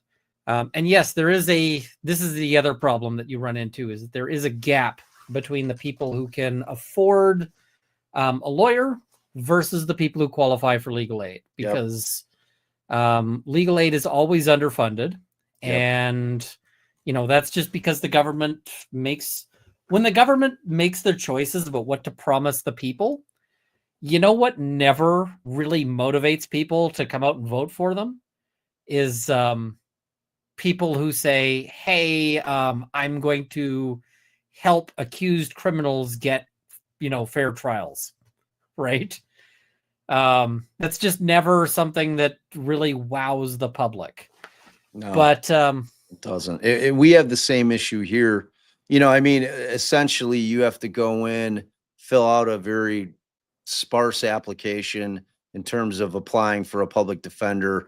It basically asks if you're employed. Now, here in the States, you can be the working poor, meaning that you have a job, maybe two jobs, making a minimum wage, and you were going to not be appointed a public defender because they say that you're gainfully employed, which means that you're hiring a bottom of the barrel shitbag lawyer who are going in with three felonies, three high felonies, or any really qualified attorney is going to say, look, man, that's 100 hours of work for me, including trial. I'll break it up into pre-trial and trial in the event that we don't make it to trial, but you need to come up with X amount of dollars because I'm breaking it down hourly and this is what it would run.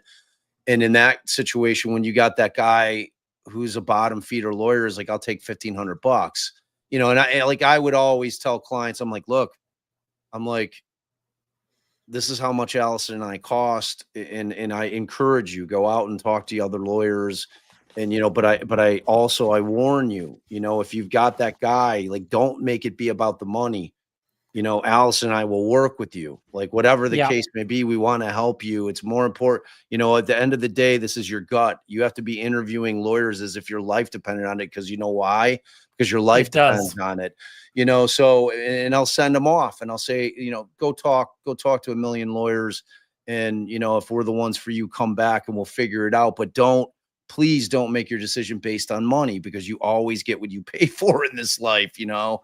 I mean, I have done way too much work on pro bono or low bono bases.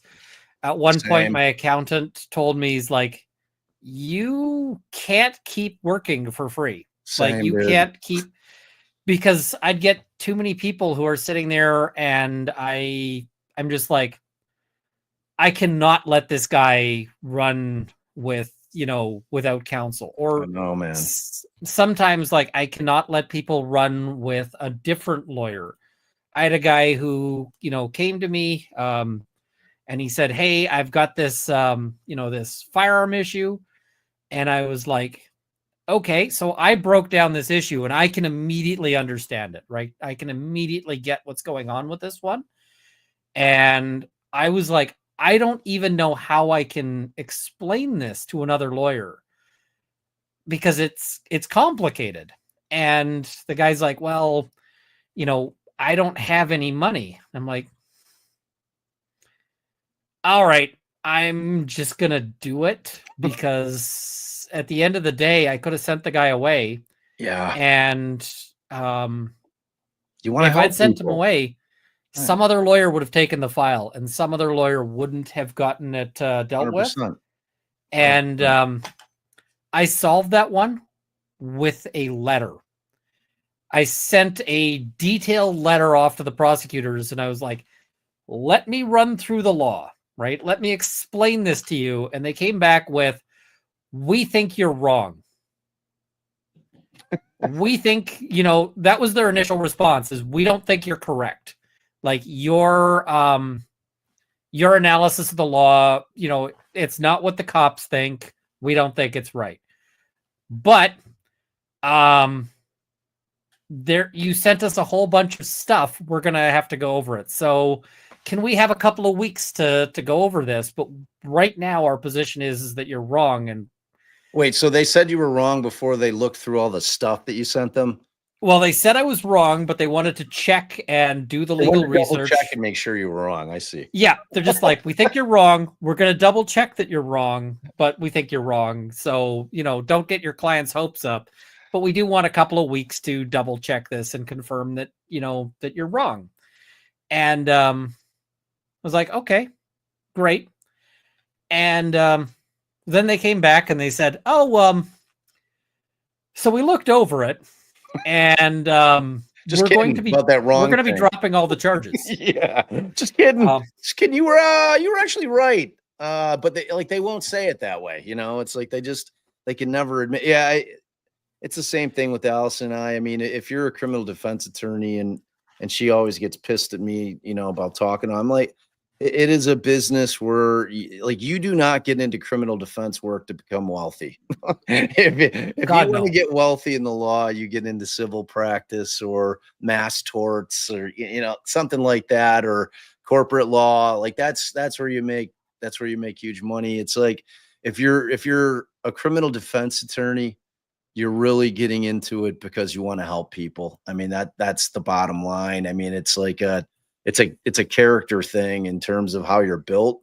Because it was always the same thing with us. It's like you just want to help people, because like the part of defense work that like a prosecutor will never see if they never practice on the criminal defense side of it is you're not dealing with the human beings. You're Yeah. dealing with files, you're dealing with names and paper, and you're not dealing with the humans. You're never hearing the human side. You're not hearing the backstory. You're not hearing what may have driven somebody to do something, or what their current situation is that had them in a Well, place where they're doing what they did. You know what I mean? So they never deal with that part of it, man. And like I'm a and softie. it's always interesting the moments when that breaks down. So as an example, I got sent as a junior lawyer. I got sent to basically get yelled at, and because there was a woman who she had been the victim of a sexual assault, and one of the ways she was coping with that was shoplifting, because this is something that happens particularly with women, is they get shoplifting. It's this weird coping strategy that seems to develop. But this was like her 6th or 7th round in the courts, and the prosecutors were losing patience. They were just like, hey, we are not,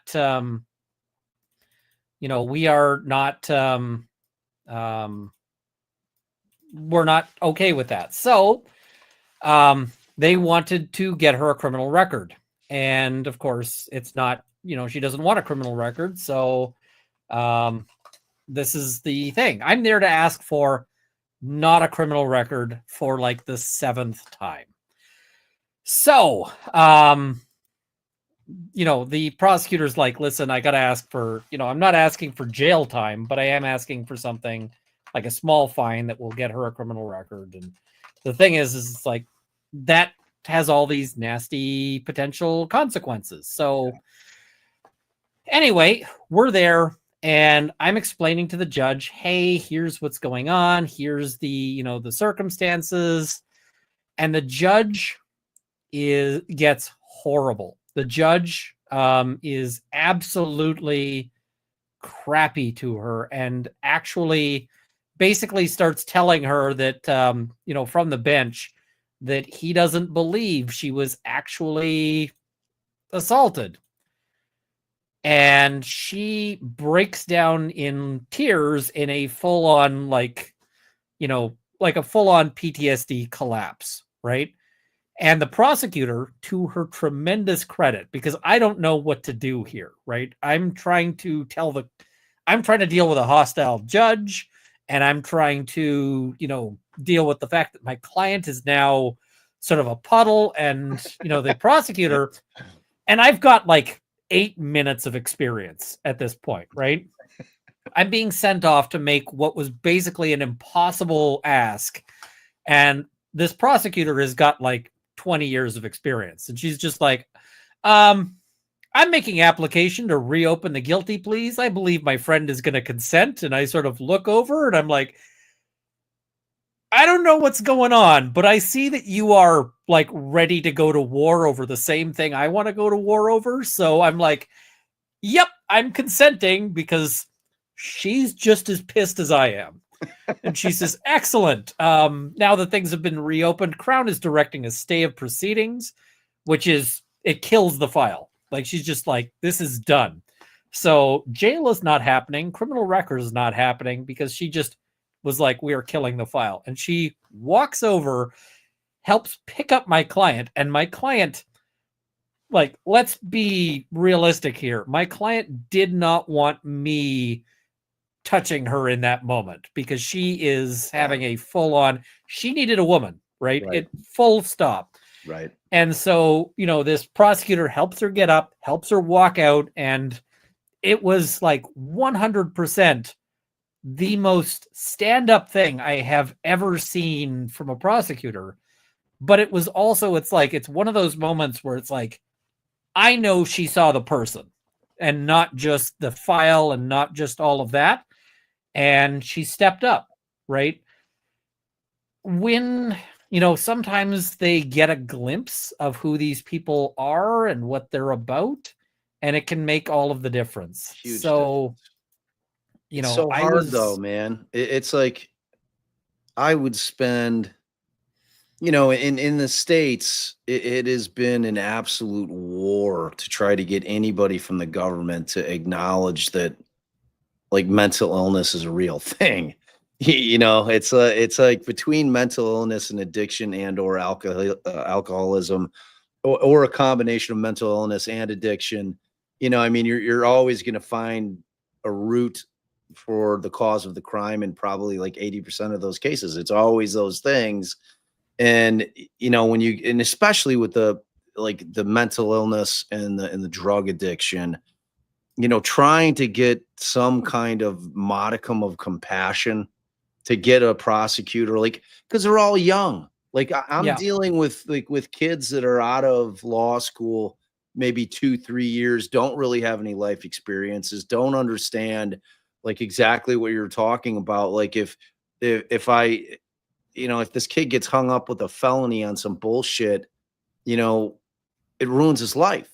It follows you forever. And it just changes the arc of your life in a way that's so profound.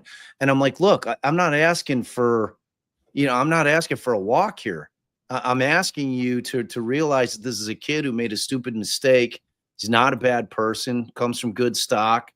He's got this issue or that issue. And it just when it falls on deaf ears, but finally now in the States, they're coming up with alternative courts in terms of mental health court, where they're not running them through the pipeline and just churning and burning. One of the things, and chat, please don't get pissed off at me until I finish what I have to say, because we have a lot of pushes right now for diversity on the bench and diversity at the bar, right? So we want to get more diverse people. And the problem is that we're doing it in a very shallow way. We look at diversity on the, among lawyers purely based on skin color and based on things like, are we getting enough LGBT people? Are we getting enough? And the problem is that we are ending up with a sort of false diversity, because what we end up with is more people who are like, okay, we've got, more, black lawyers, but they're like Tiger Woods grew up in wealth on the country club, right? As opposed to I want to see more diversity in terms of background. I want to see more people. Yes, Elf Liggins is exactly right. I want to see more people who know what it's like to miss a meal. Yes. I want to see more people who know what it's like to have to choose, I mean, hell, I'm just accidentally quoting song lyrics and it just came into my head, bet you really might know what it's like to have to, It's so true though. It's so true. The thing is, I had a prosecutor at one point say, who doesn't have $500? And I was like, well, dude, the accused. The accused doesn't have $500. The accused has never seen $500 in one place. There are so many people who I deal with who, if they literally needed $500 to save their life, they wouldn't have it. They might have to rob a bank to get it or something. So when they're like, well, how does your client not have $500? It's like because they're an ordinary person. Most people don't have $500 ready to go, especially in the current economy. They just don't understand and I mean, one of the experiences I find very valuable to me is I went hiking at one point, and I I got myself stranded up a mountain, literally stranded. Like, I was walking, I'm looking out and I see like this sort of white fireball rolling in as this blizzard comes in. And I got stuck up there for much longer than I had food for. and we're prepared for probably. Oh, I mean, I had food for a weekend. I'm stuck up there for a week. Holy shit.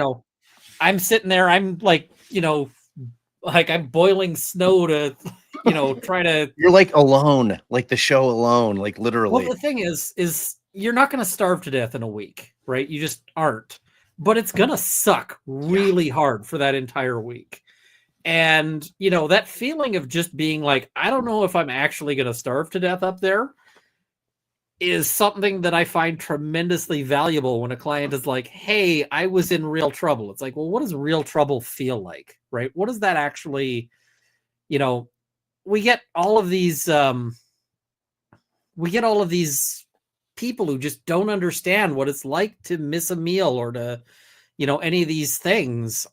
I think it's tremendously a problem with our it's massive, a massive problem. That's what I'm saying. It's like, I'm walking into these rooms with these 25, 26-year-old kids who, middle to upper middle class, upbringings, went to a good college, went away to a college, and then went into law school and then walked out, like never dealt with real shit at any point in their life and have no way to know what it's like to deal with real shit in terms of.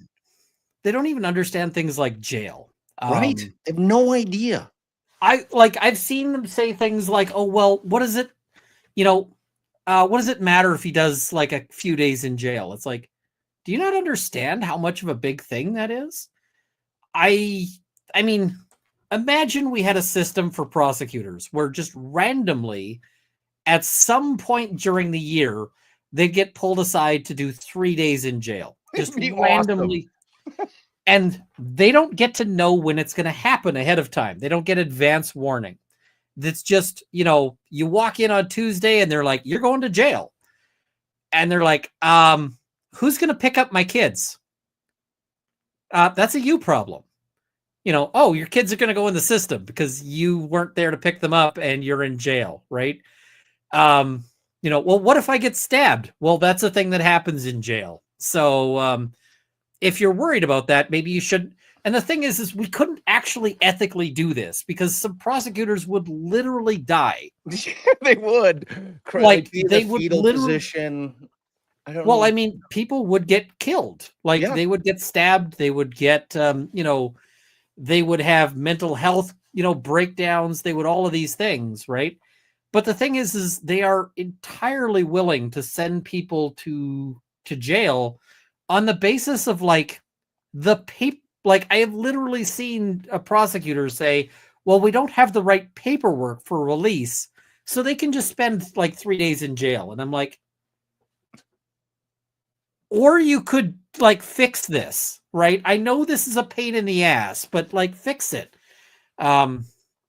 So I love that idea. It's essentially, trading places for prosecutors, like the movie with Eddie Murphy and Dan Aykroyd, where they flopped positions there for a hot minute. And, Dan Aykroyd hit rock bottom there. He's stealing the salmon in the Santa outfit and cramming it in his pocket.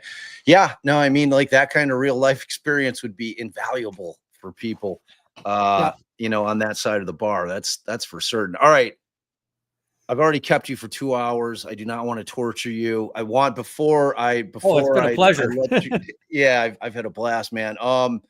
It's like when 2 hours has gone by fast, you're having a good time. So I want to talk to you about Reed, and I want to talk to you like I thought you were, and I was telling you before we came on, I loved what you did with Aiden Turtle Boy's juror interview. I loved it. Like that was the only version I watched. Because you did the work for me, you edited it, and you picked out the shit that mattered to me as a lawyer, and I loved the thought process of it. In terms of, and I want to ask you like kind of a few base questions in terms of, because I've had a very strong opinion in terms of how the defense decided to try that case. And I'm usually like, when I'm sitting on this side as a YouTuber or a law tuber and just kind of analyzing things and just giving my opinion, and that and a nickel will get you nothing, right? It's like it's just me talking, but in that case in particular, like I'm curious, and I don't want to tell you what my position is. I mean, if you were trying that case, let's just pretend, hypothetical, if you were trying that case, same fact pattern, everything that they know, you've seen everything that they see. How would you try that case the second time around from the defense side? I mean, the thing is I liked the bold statement on the, at the beginning, but the thing is I got started covering this case because I thought I was going to watch the defense crash and burn. Because I was not planning on covering Karen Reid at all. I was actually watching on Emily D. Baker, and I see the defense, and he gets up to the podium and he's like, Karen Reid was framed. And I went, holy shit. It's like, they're all in. They're all in. I went, yeah, that is pushing all your poker chips right to the center. And Yeah. the thing is, I was like, there is no way they can deliver on this, and they are going to crash and burn. I mentioned that before we were talking about the necessity defense on DUIs. I've won twice on a necessity defense on DUI. I have never won on a framed defense. I won once on one frame defense. I won on, and it was unbelievable. I'll tell you the story sometime. It was unbelievable. Whatever. So yeah, it's the point being, it's exceptionally hard to do. I was stunned that I won on it. Let me put it like that. I described it like this. Imagine you pick up like a dart and you are throwing it like through you pick up like a pea and you're throwing it through like a string of like 10 wedding rings and then hitting a target dead on the bullseye, right? It is just such an exceptionally difficult thing to pull off. And I was like, and that's the thing is I was my coverage for the first several like days of trial was me going, how is the defense still in this, right? How am I not at the defense is going to lose and this is going to be embarrassing yet? Right. And I think that was like weeks into trial. I'm like, how is the defense how is this still a case that is interesting to watch? Because there's still an argument to be made when their opening salvo was Karen Reid was framed. But the thing is, they really did not go through reasonable doubt much at all in their closing. Thank you. And at the time I said, like, my coverage of that was, I think it's a really good close, but I don't like that they didn't cover reasonable doubt, because you have to cover reasonable doubt. And I mean, when you get, sometimes reasonable doubt is a matter of possibilities. You would never do this in front of a jury, but I've mentioned before on my stream that I have done this in front of a judge, because we do mostly judge alone trials. And my closing literally began with, did my client do it? Probably. Right. That's usually our answer. And the thing is I'm telling the judge my client probably committed the crime. But then I go and remind him that reasonable doubt is a thing, and all we can get to is probably. The thing is that a jury without substantial instruction, and often that instruction has to come in part from defense counsel, without substantial, instruction otherwise, thinks probably is good enough. 100%. They think probably is enough to convict, and they will convict your client based on, probably. 100%. And I think that juror interview tells us a lot, because there was a lot of the jury saying, well, the defense never explained this. It's like, well, it's not actually the defense's job. It was a burden shifting thing. Like, it was insane. Oh, I mean, there was so much burden shifting. And like the amount of that, I'm just like, no, like this needs to be, the jury needs to understand that it's actually the prosecution's job at all times. And there is no circumstance in which it flips. There's just no circumstance where like juries don't understand. Like they said, basically, there's a moment where they said, well, yeah, there was a bunch of other people who were suspicious, but she was the one who was charged. And I went, what? Man. Like, there should be no weight put on the fact that she was charged. Ian, that is one of the first two questions that we ask potential jurors on voir dire. Like always. Like just by way of the fact that this person has been arrested, are you more inclined to think that they did something, even if it's not this crime?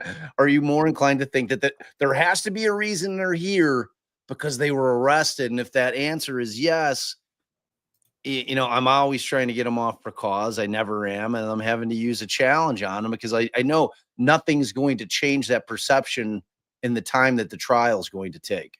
Like that, you know what I mean? You come in with that formed piece of clay in terms of how they think, and you're doomed with that person because there's no change in their mind.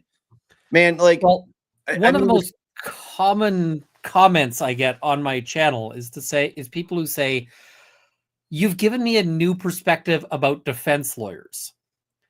Because the thing I mention is that every time I stand up as a defense lawyer, if there's a jury, if the prosecution has done remotely their job, by the time I'm standing up to begin presenting my case, if I have anything to present, the jury hates me. Right. Like the jury, and the thing is they hate me because they're like, you're on the side of, and sometimes it's a matter of bringing that jury around to being like, well, okay, maybe this guy's a human being. Like even just that is a win. For real, and, though.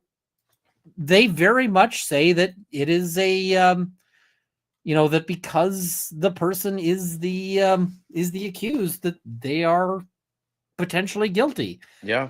And you're having, like, I've never walked in, and Allison would attest. And for those of you from Runkle Stream, my wife was sick today. She tried to power through as long as she could and started having a coughing jag, so she dipped. But she definitely wanted to hang with Ian. But we never have walked into a case ever in our 23 years of trying cases and felt like we did not have to prove our client innocent ever. Yeah. I mean, I understand obviously the burden's entirely on the state, but then there's reality, because like I don't forget that jurors in the US have an average read and retain info like at 7th grade. Like I never forget that. I knew the read jury is every jury. Like y'all are just seeing it. That's with the your thing, own eyes and getting to hear it. Like every lawyer will tell you that's every jury. Every jury is like that. Like every lawyer that you hear when they are always saying you never know what a jury's going to, what they're going to do. It's because of that. Because that is every jury. You can't, there is no pigeonholing or quantifying a jury as to what they're going to be, because it's made up of individuals, and individuals all have different thought processes and think about things differently and different biases, all those things. I mean, in Canada, we have far fewer jury trials, which is super interesting. Far fewer. For a lot of charges, you have no right to a jury. For some charges, you have a right to choose, and the defense usually picks judge alone here in Canada. Usually. There are circumstances where you might not pick judge alone. Those circumstances are typically situations where you're going to find a jury more sympathetic. One of those, for example, is self-defense. Why? Because my jury is far more likely to have a recent memory of what it's like to walk home alone or, in the dark in a bad neighborhood. I'm probably going to have somebody in the jury who knows what it's like to feel fear, right, and to be, to actually be afraid, as opposed to my judge who's going to be like, well, couldn't you have talked this out with the guy who like had the knife?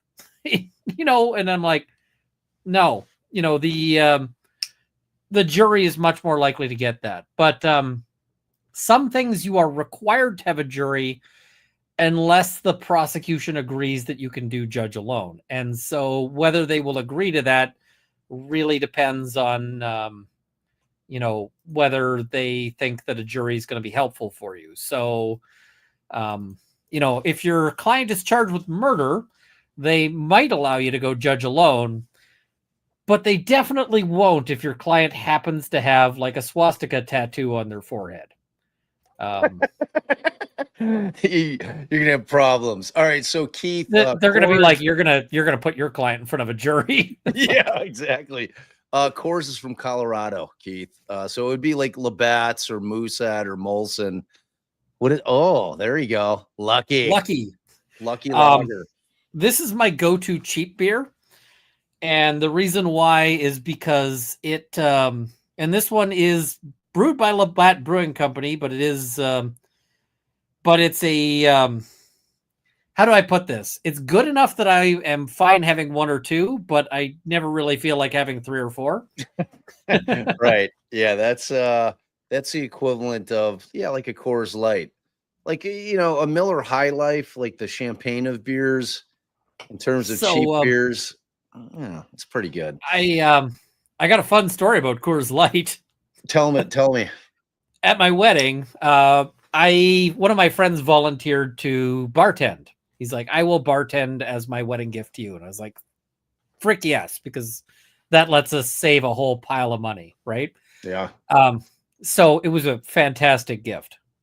So what is it? But he's like, you got to buy the booze. I'm like, I don't know anything about buying booze for a wedding. And he's like, don't worry, I can give you a shopping list. And one of the things on the shopping list was that he's like, you need to have a cheap beer because there's always somebody who wants cheap beer. And he's like, so you need a, either a, what do you call it?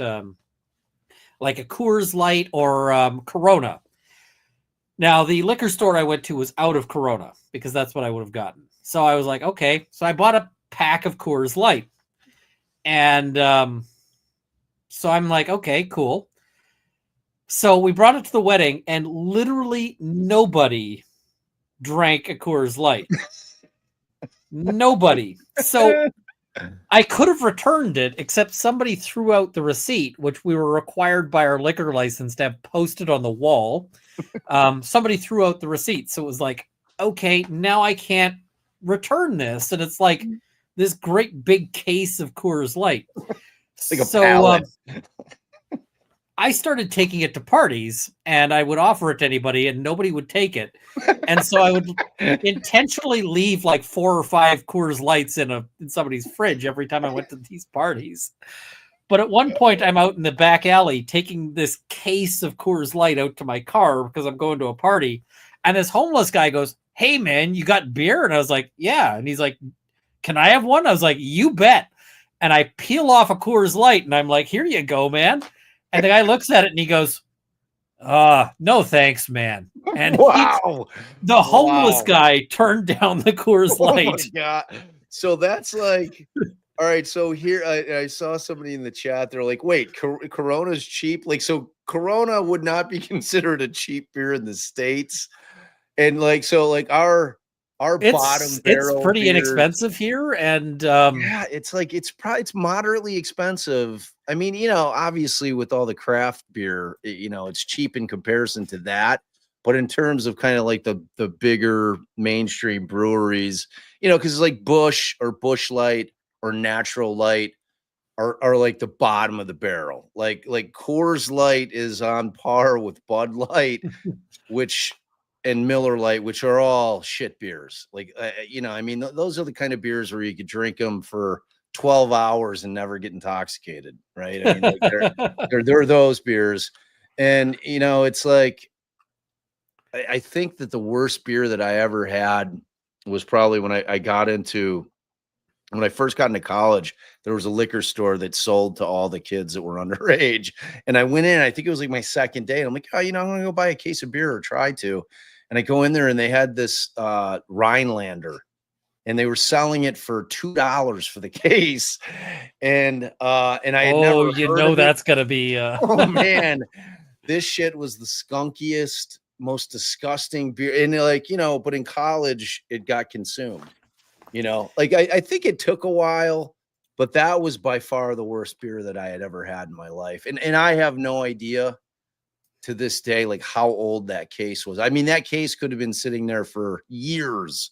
It was $2, Ian. I mean, even back when I was in granted, it's been a hot minute since I've been in college, but $2 for a case is insanely cheap. Yeah. Now Natty's Natural Light. Thing. Most Canadian provinces set a floor price on beer, and that's part of why Corona ends up being not so bad for prices, because it's like, well, if there's a floor price, then yeah. So I saw your post, and by the way, if you all don't follow Ian's Twitter's amazing. It's hilarious. So when you got like those like the chelada thing, have you ever had like an actual michelada like in Mexico? Oh, I love them. They're delicious. It's like my favorite thing in the world. Yeah. So that thing. I've never been to Mexico, but the US is lucky that it's got states that are like near Mexico and have a substantial, Mexican population. I at one point when I was in Texas, I went up to the sort of, the desk at the hotel that I was at. And I was like, where should I go to eat? And they went, well, do you like Mexican? And I said, yes. And they said, do you speak Spanish? And I said, no.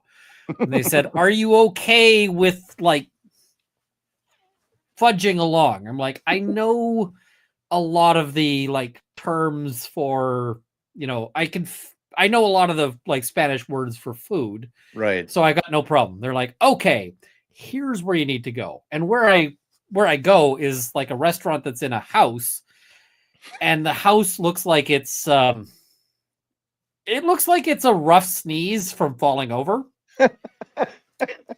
And I walk in and I immediately get everyone looking at me because it's like I am the whitest person on the planet, down to the hair. Somebody said it, you're a Targaryen.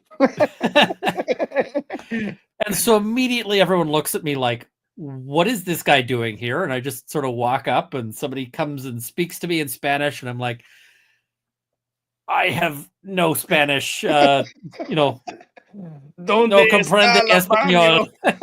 And the guy's like, so he throws a menu in front of my face and it's all Spanish, right? There's no English on it. There's no pictures on it. And I'm like, okay. You got screwed with no pictures. So I'm just like, well, I will have the, I just ordered things I know, including I can never remember if it's michelada or michelada or anyway, I always pronounce it michelada, but I'm probably wrong. They bring out the food and I'm like, it was so good. And, but I mean, being able to have the michelada there is like, it is fantastic. Oh my God. It's like, and I'm spoiled because Chicago has like a massive Hispanic in particular Mexican population, huge. Like, and I live out by this suburb called Aurora, which is it's predominantly Mexican. So I've got taquerias, like legitimate, like you're not getting like white people tacos. Like you're getting, the tortilla, the cilantro, and the diced onion with, typically al pastor. And it's like phenomenal. So yeah, I'm definitely spoiled because when I moved to Philly, which is where my wife is from, and I first got out there and we were practicing, we hung a shingle and I'm like, where are all the Mexican restaurants? She's like, what do you mean? I'm like, the Mexican restaurants, like where, like all you have is Taco Bell here? I'm like, do you have any actual like spots to go get like a burrito or a taco? She's like, I don't think so. And I think we were like 2 years into the firm and they opened one of those Qdobos. And it was like literally like I'm I'm on the internet, and I think back then it was like I was on the black, like the crackberry, you know, I was clacking away. I'm like, oh, there has to be a Mexican restaurant. There was nothing. So it was like, and I didn't realize how regional it was at that point, you know, in terms of, because I'd been to Cali, plenty of Mexican restaurants down there. I'd been down to Texas, obviously. Like you said, any states that border Mexico, you're obviously going to have good Mexican food. But Chicago, just so you know, it's a beacon, my friend, a beacon of delicious Mexican foods. There's a couple of places here that do a good job, and one of them that's near-ish me does a Taco Tuesday. And the Taco Tuesday, when they do it, my wife and I, we often do date night on Tuesday, and we went down there. There was a lineup like down the street. Now, I just need to put this into perspective because this is in Canada. It's 30 below out. And people are lined up down the street for these tacos. You're like, this is a good taco. It's got to be a good taco. Yeah. I mean, you're sitting there and it's like, all right. So my wife and I are like, we will come back another day because you got to get there early to avoid the lineup. But it's so good. It's so good. You need a good Mexican spot, man. You need a good Mexican spot. There's no question about it. All right. So here, this is the last thing I'm going to ask you. We didn't get to talk about Reed as much. So did you, like, I saw on your Twitter, you caught kind of the shenanigans, the tomfoolery that went on the last time in. What's your take on it? What's your takeaway? I just did the Bev sigh. The I suspect it's a tempest in a tea kettle. I suspect it's nothing, but we'll see. I mean, you know, we have that thing of Brennan saying, well, I actually got this from the defense, not the feds.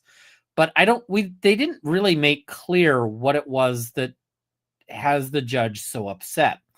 And there's various possibilities. There's all sorts of, and the thing is we have to consider every possibility, from things that might be reasonable to things that might be unreasonable. But the thing that is most potentially at risk is that, like, Jackson, he could have his pro hoc vice, tossed. It's the easiest way to get rid of him. I mean, there's no easier way to get rid of a lawyer than to pull their pro hoc. It's super easy. Yep, because it's discretionary. There's basically, and she could just say, "Yep, you're done. Out you go," and he's off the case. Yep. At which point, she's down a lawyer, and she's down a lawyer who's done a ton of the legwork and so forth. So that becomes a huge issue.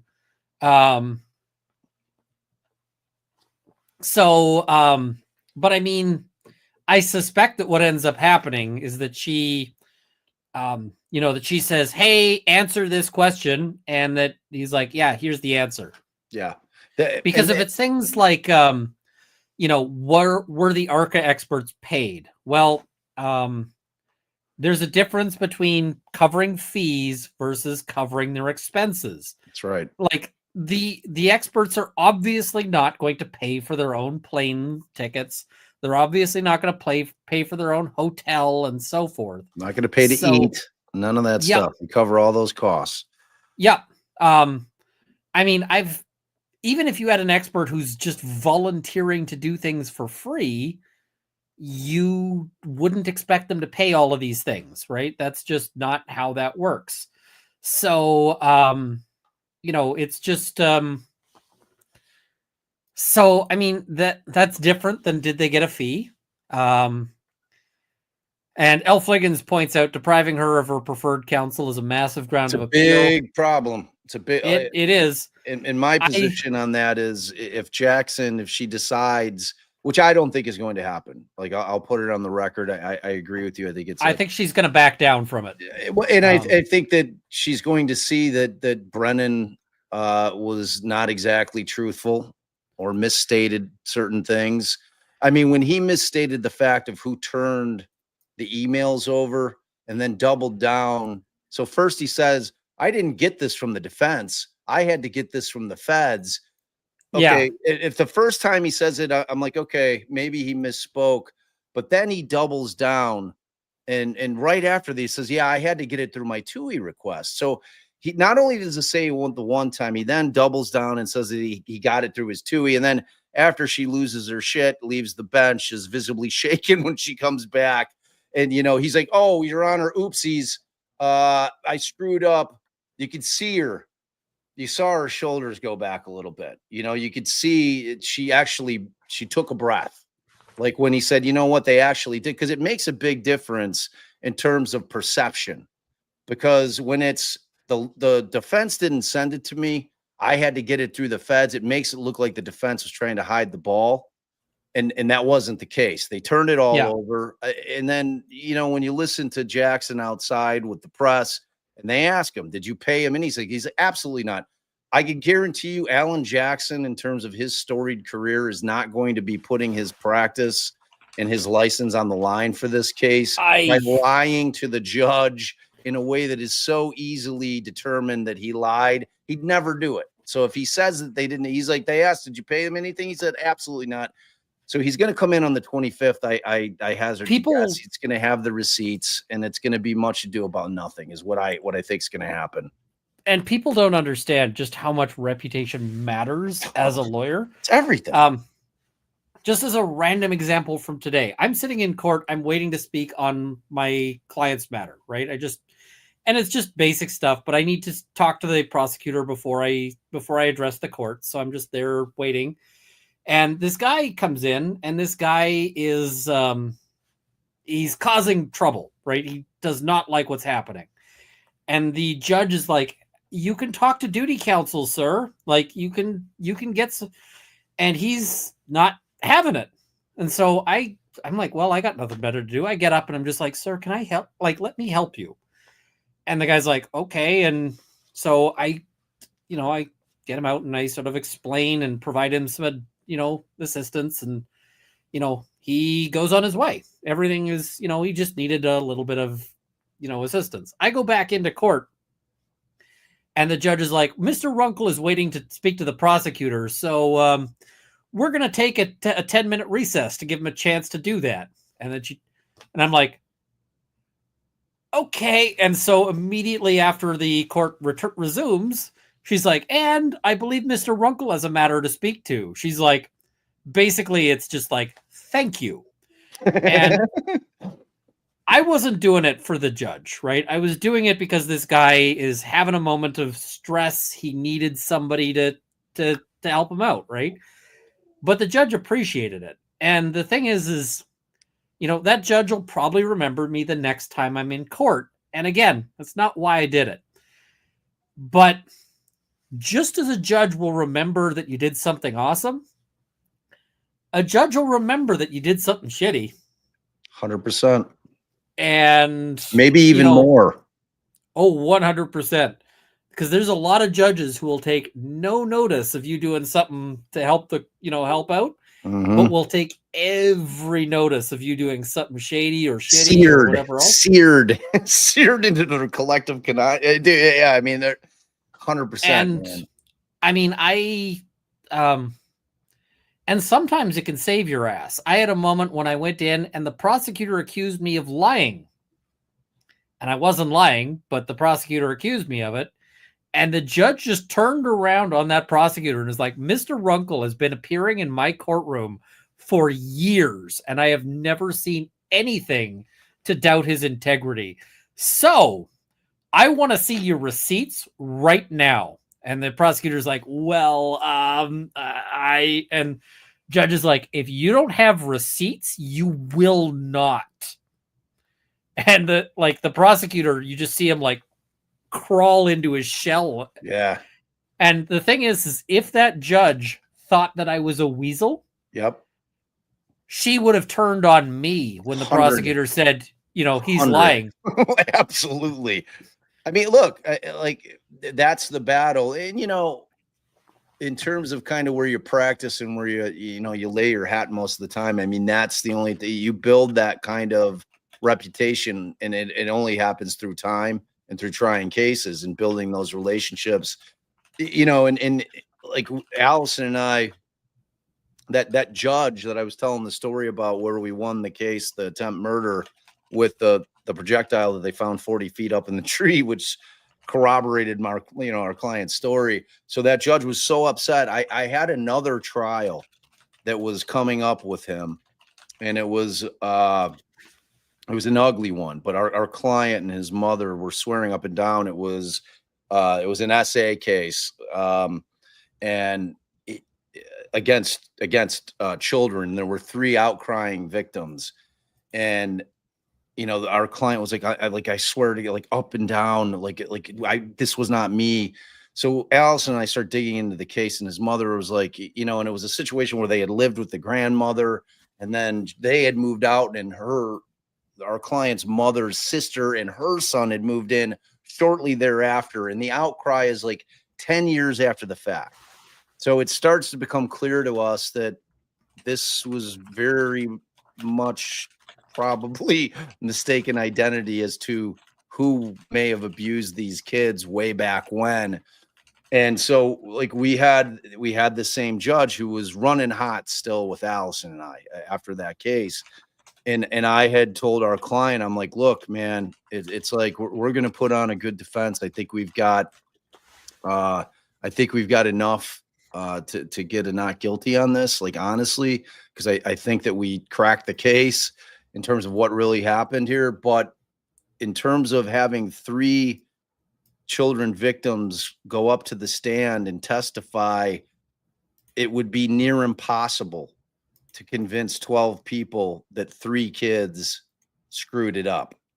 So, knowing that this judge just 2 weeks prior, maybe 3 weeks, had just blown up on us, just was like, and I got up to the bench because I told my client, I really think we should do a bench trial here. I think this is a situation wherein we need a judge who understands what the concept of reasonable doubt is, who's not going to be thrown off by the fact that there's going to be a parade of victims going up on the stand. He's going to see 3 kids, and they're going to say, right? Well, exactly. We're done here.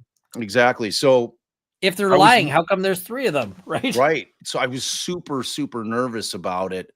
And, I took this calculated risk. I said, Your Honor, we're contemplating waiving jury and we'd like to go bench, but I have to ask you, and I know that I'm in peril even asking you the question because it's slightly impugning your integrity on the bench, but I have to ask you, is there going to be any kind of animus or bleed over because you were so upset about the verdict in the other case? And like, I was expecting this judge to just like my face was going to catch on fire. And, it was a brave question. Oh man. And he sat back calm as a cucumber. And he's like, you know what? He's like, I would never do that. He's like, I would never, ever do that. It's like, that case was that case. That I take my job very seriously. I would never allow that to happen in my courtroom. And I believed him, and like, it was a scary moment though, because I mean, if you go in there and challenge a judge like that, it can bite you on the front end, and it can also bite you on the back end because he remembers that I asked that question and kind of challenged his integrity, but I felt like I had to ask it. And we ended up doing the bench, and he was an NG on all 3 of them. And like in that particular case, we had a situation where we had said that one of the cops was lying. And we knew it. We had actual evidence of it, that he had met with the other kid who we were saying was with the Saudi defense. It was the other kid who actually had done it. And that he had met with that kid and his father at this kind of weird off building. And he had testified. He's like, no, we never did that. I was never there. For some reason, that kid's father, we were able to track him down, and he had made a recording of him being in that room with that cop. So like when we made the accusation the cop was lying, the judge had gotten up, he stood up out of his bed. He's like, this officer has been testifying for 20 years in front of me, and I know him to be a man of integrity, and I've never heard him lying. He's like, I'm telling you right now, if you can't prove it, if you don't have receipts, I'm reporting you to the bar and you're going down. And we have receipts. And so then he turns and looks at the prosecutors and he says, The same goes for you. If they come in with the proof that he was lying, because I mean, he flat out lied. So then we had a hard time finding the freaking voicemail, man. Like, so you can imagine, because there's like a half an hour break. So we're calling this guy in a panic. We're like, you got to get in here. We need that voicemail. We're calling all the, and it's like this huge panic moment, because if we don't come up with this piece of evidence to prove that they were actually at that building and they had a conversation with this guy, we're done. So last minute, it comes in and we call the prosecutor into the conference room that we were working in. And we're like, all right, we've got it. So, and the prosecutors then go in and they're like, Your Honor, we've actually heard the tape. We can verify that, in fact, what they were saying was true. And so, like, at the end of the trial, after he just flamed through us, he says, well, Mr. and Mrs. Mott, I just want to tell you that you're a credit to your profession. And I was like, this is the same, but it's like, that's the kind of thing that you have to go through. Oh, come and give me a hug real quick. As a defense attorney, I mean, it's like judges tend to think that we're more full of it than. Oh, 100%. There's, I love you. The amount of times that they will like judge the defense before they judge the prosecutor is a lot. It's, 100%. I mean, it's part of our challenge. All right, man. Look, you're an amazing dude. I love you. This was awesome. I want to likewise. I want to do this a lot. One of the best things about the whole Nashville thing was getting to meet you. So same, man. Same. And this was like long overdue. And so the next time I'm going to try to drag you over here, I really do want, like, I'm going to send Ian, this guy sent a massive amount of shit, and you're going to be the only one who's going to be able to decipher it. But you're going to love it. It's like, it's all techie, gunny shit. It's right up your alley, man. You're going to dig it. And then you're going to come and you're going to school us all and tell us whether it's legit. Send it my way. I'm happy to break it down. I'm happy to sort of, see what's going on there. And yeah. Awesome, man. Awesome. So you're a gentleman and a scholar. I appreciate you more than you know. So I'll boot you, because I'm going to go through and thank all the folks. And you always have a standing invite over here, man. And if you guys from my community, and I'm assuming my mods have been throwing Ian's channel link up in the chat all night. I'm assuming you guys are very good at that. Please do that. If you guys, obviously, if you've never had the opportunity to see and hear Ian, now you have. Now you know. Go over there and sub him immediately. He's like this all the time. He's awesome all the time. He's hilarious, super smart, and you can just listen to him. You really are a wizard. Like, that's kind of. I need a wizard hat. You really do need a wizard hat and a robe. I think you need the whole getup. The other thing I need to find is, somebody sent me a dice set that is just the most entertaining thing ever, because it's they're like bullet shaped dice. Just trying to track those down. But yeah, or give me the boot and I will we'll catch up soon. All right, brother. Thank you very much. It was a pleasure. Cheers. All right, brother. Good night. Night. Ian Runkle. I mean, what can you say? The guy's the best. The guy's the best. I love that. See, and I was well behaved. I didn't talk the whole time because, I actually wanted to hear Ian talking. So, when I have somebody that's really interesting, I don't feel compelled to fill time. So that was really easy to do with Ian, and he's a wonderful guy and super bright and super knowledgeable about so much stuff. And, like most good lawyers, he's got stories, and lawyer stories can be a lot of fun. All right. So, like, I forgot to mention tonight, we were doing the wheel for this guy. So Toyo and I waited for like a year for Phil to make this amazing car. It's an amazing Matchbox, custom made by Phil Foss, the proprietor of Toyo Toys. It's a one-of-a-kind deal. I put the pictures up on our community page. Do we fill the wheel? Like, so here's the deal. I want to do the wheel, and yeah, I'm going to rehome it. Like, where have you been all day, Mandy? Like, I put it up in the in the page and all that stuff. Like it's on the community page. Yes. So I want to, but here's the thing with the wheel, I have to fill in the names. So I don't know if you guys want me to torture you. I'm going to go through and thank everybody for the chats. I don't know if we hit the goal anyway, to be honest with you. I need enough people to run because I want at least 20 people on the wheel because it's a really cool thing. So I might have to kick it to tomorrow, but if I find that we did enough, I'll run the wheel. I'll record me doing the wheel and doing the spin, so I don't have to torture you while I type the names in. And we didn't hit the goal. All right. Well, I'm gonna have to kick it to another day. But let me go through and thank everybody because we're always super appreciative of all your generosity and all your support of the show. We really are. So Lily B, a new member, you're back again. You never really left. Thank you, Lily B. We appreciate you. Lori Marie, new member, welcome to the family. Rose Adams, you're an old timer too. Appreciate you. Love versus Money 68 Solutions would love that dope creation of a car. Yeah. Here's what I'm going to do though. For those that did enter, if we didn't hit the goal, I'm gonna keep the names and you'll be entered when I do it. So if I do it tomorrow, you're not getting stiffed. All right. That's fair. Okay. So because I don't want people being upset, like, oh my God, I put in and this guy didn't even do the thing. And so you'll be covered. All right, I promise. Jurisprudential maladies, phenomenal member for 8 months. Judge Bev is taking years off my life. Send help. We'll see on the 25th. I don't think it's going to be everything. Kay Schmidt, we did ask Runkle. He went through it. Thank you for your generosity. And $2 hollow. Appreciate you. And again, finally figured out super chats. Awesome. Thank you. Thank you so much for your support. We appreciate it.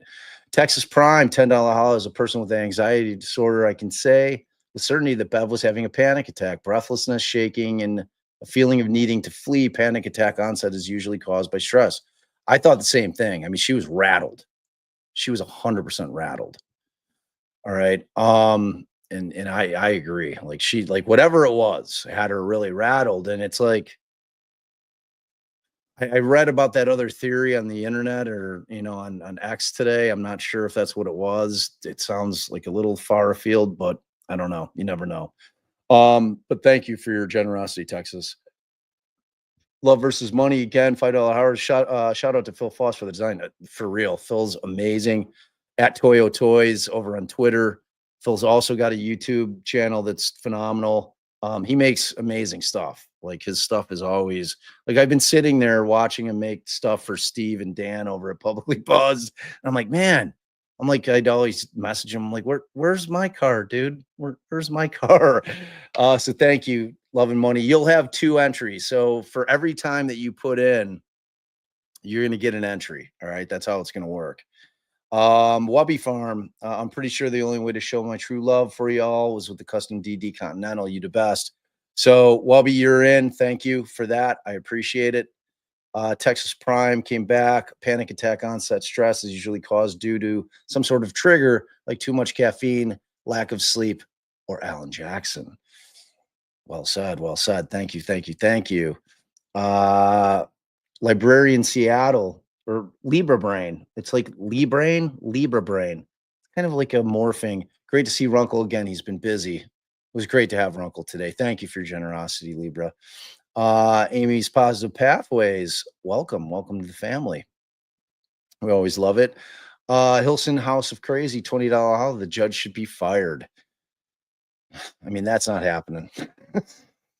It's like I keep trying to tell folks that are like deep into Reed that don't really have any kind of concept of what went on in Allen. I'm like as crazy as this sounds, I would have killed to have Judge Bev on Richard Allen's case. Like seriously, I know that sounds insane. I know it does. Hilson, I'll be putting you in as well. Thank you for your generosity. Rain May YYC is Runkle's $1,000 Toolmark challenge still on. I don't know. Did we ask him that question? I feel bad if we didn't. Marissa, thank you for generosity. Canadian $2. Marissa, thank you so much for the super sticker. We appreciate you. Marissa, you are in. You're in for the whip for sure. Tara Rayner, $2 Canadian. Holla, I'm a jerk and effing hilarious.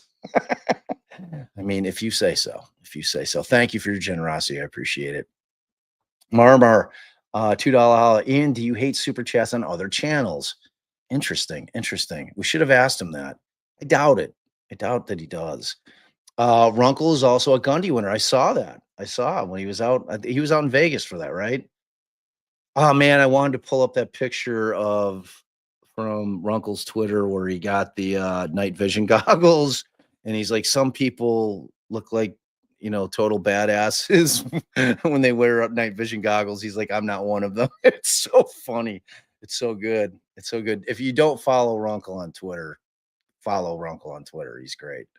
Cammy Q, and thank you again. Love versus money. Appreciate it. Cammy Q gifted 10 DD memberships. Thank you, Cammy Q. Always appreciate it. The squid, $5. Maybe next time they won't spend 5 days learning that there was no snow on the apron. Maybe. I look. The one thing that I'm pretty sure about, Brennan's not doing that pre-buttle thing that Lally did. You could bet the house on that one. Thank you for your generosity. Lisa, I have a question for Runkle. I posted this. I don't know if he saw it though, Lisa. I saw it and it was funny. I know it followed up with the punchline with it. Thank you as always for your generosity. We appreciate it. And here's the punchline. Answer the Colt 911. I was seeing if he really was an trust me, he's really an enthusiast. Dude knows guns. Dude definitely knows guns. Horse welfare. $2 holla. The prosecutors need to go on 60 days in. I'm here for it. Thank you. Appreciate you, horse.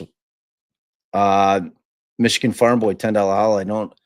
I don't like to be cynical, but the saying, don't put your life in the hands of a dozen people that couldn't get out of jury duty does have a ring of truth sometimes. Gospel. It's gospel. Truth. But everyone should do that public duty. It's a huge, important civic duty. And I've never talked to anybody that regretted doing jury duty. Everybody typically likes it. Aw, Missy Mayhem, OG member for 16 months. Hit that like. Please do on the way out. We really appreciate it. It helps get us into the algorithm, whatever that is. And we just know that the liking thing works. I don't know how, but it does. Charmaine, another OG member for 16 months. I mean, that's right when we started. You guys straight up OGs. I'm gonna have to make OG shirts for sure. That's got to happen.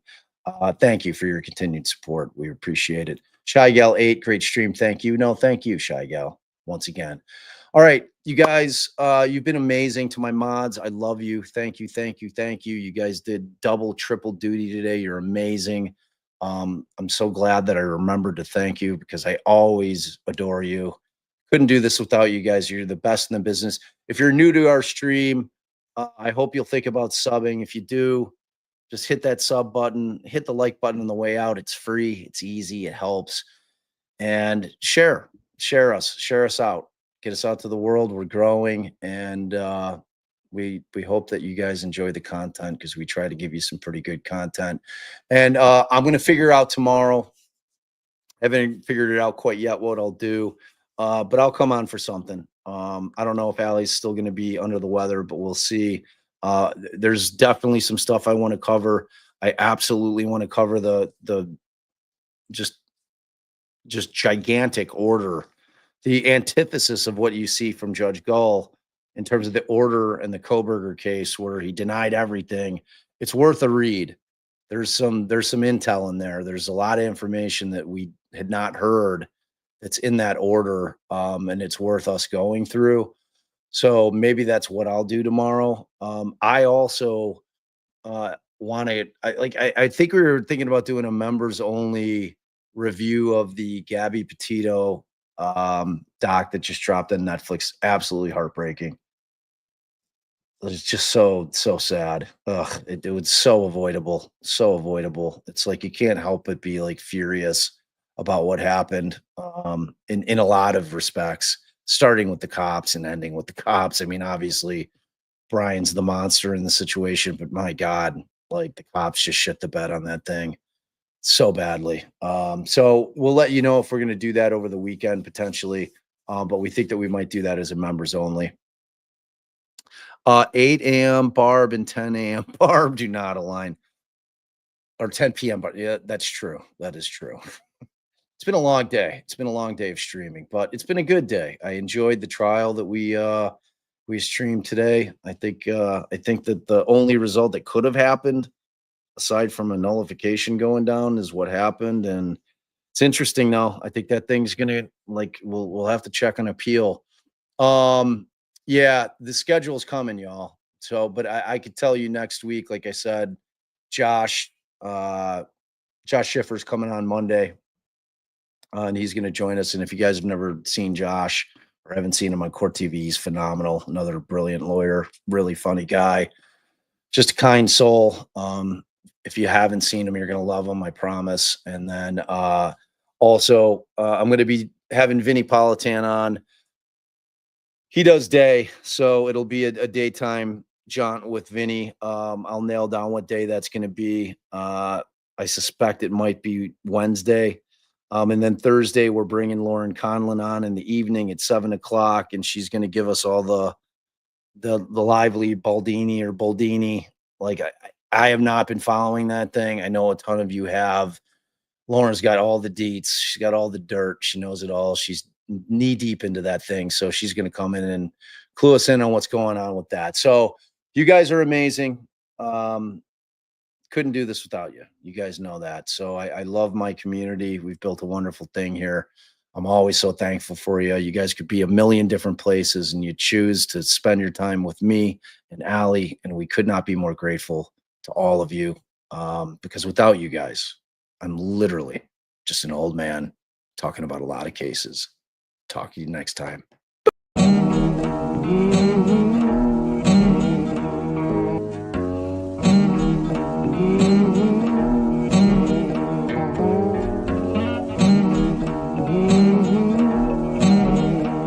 Hot sun.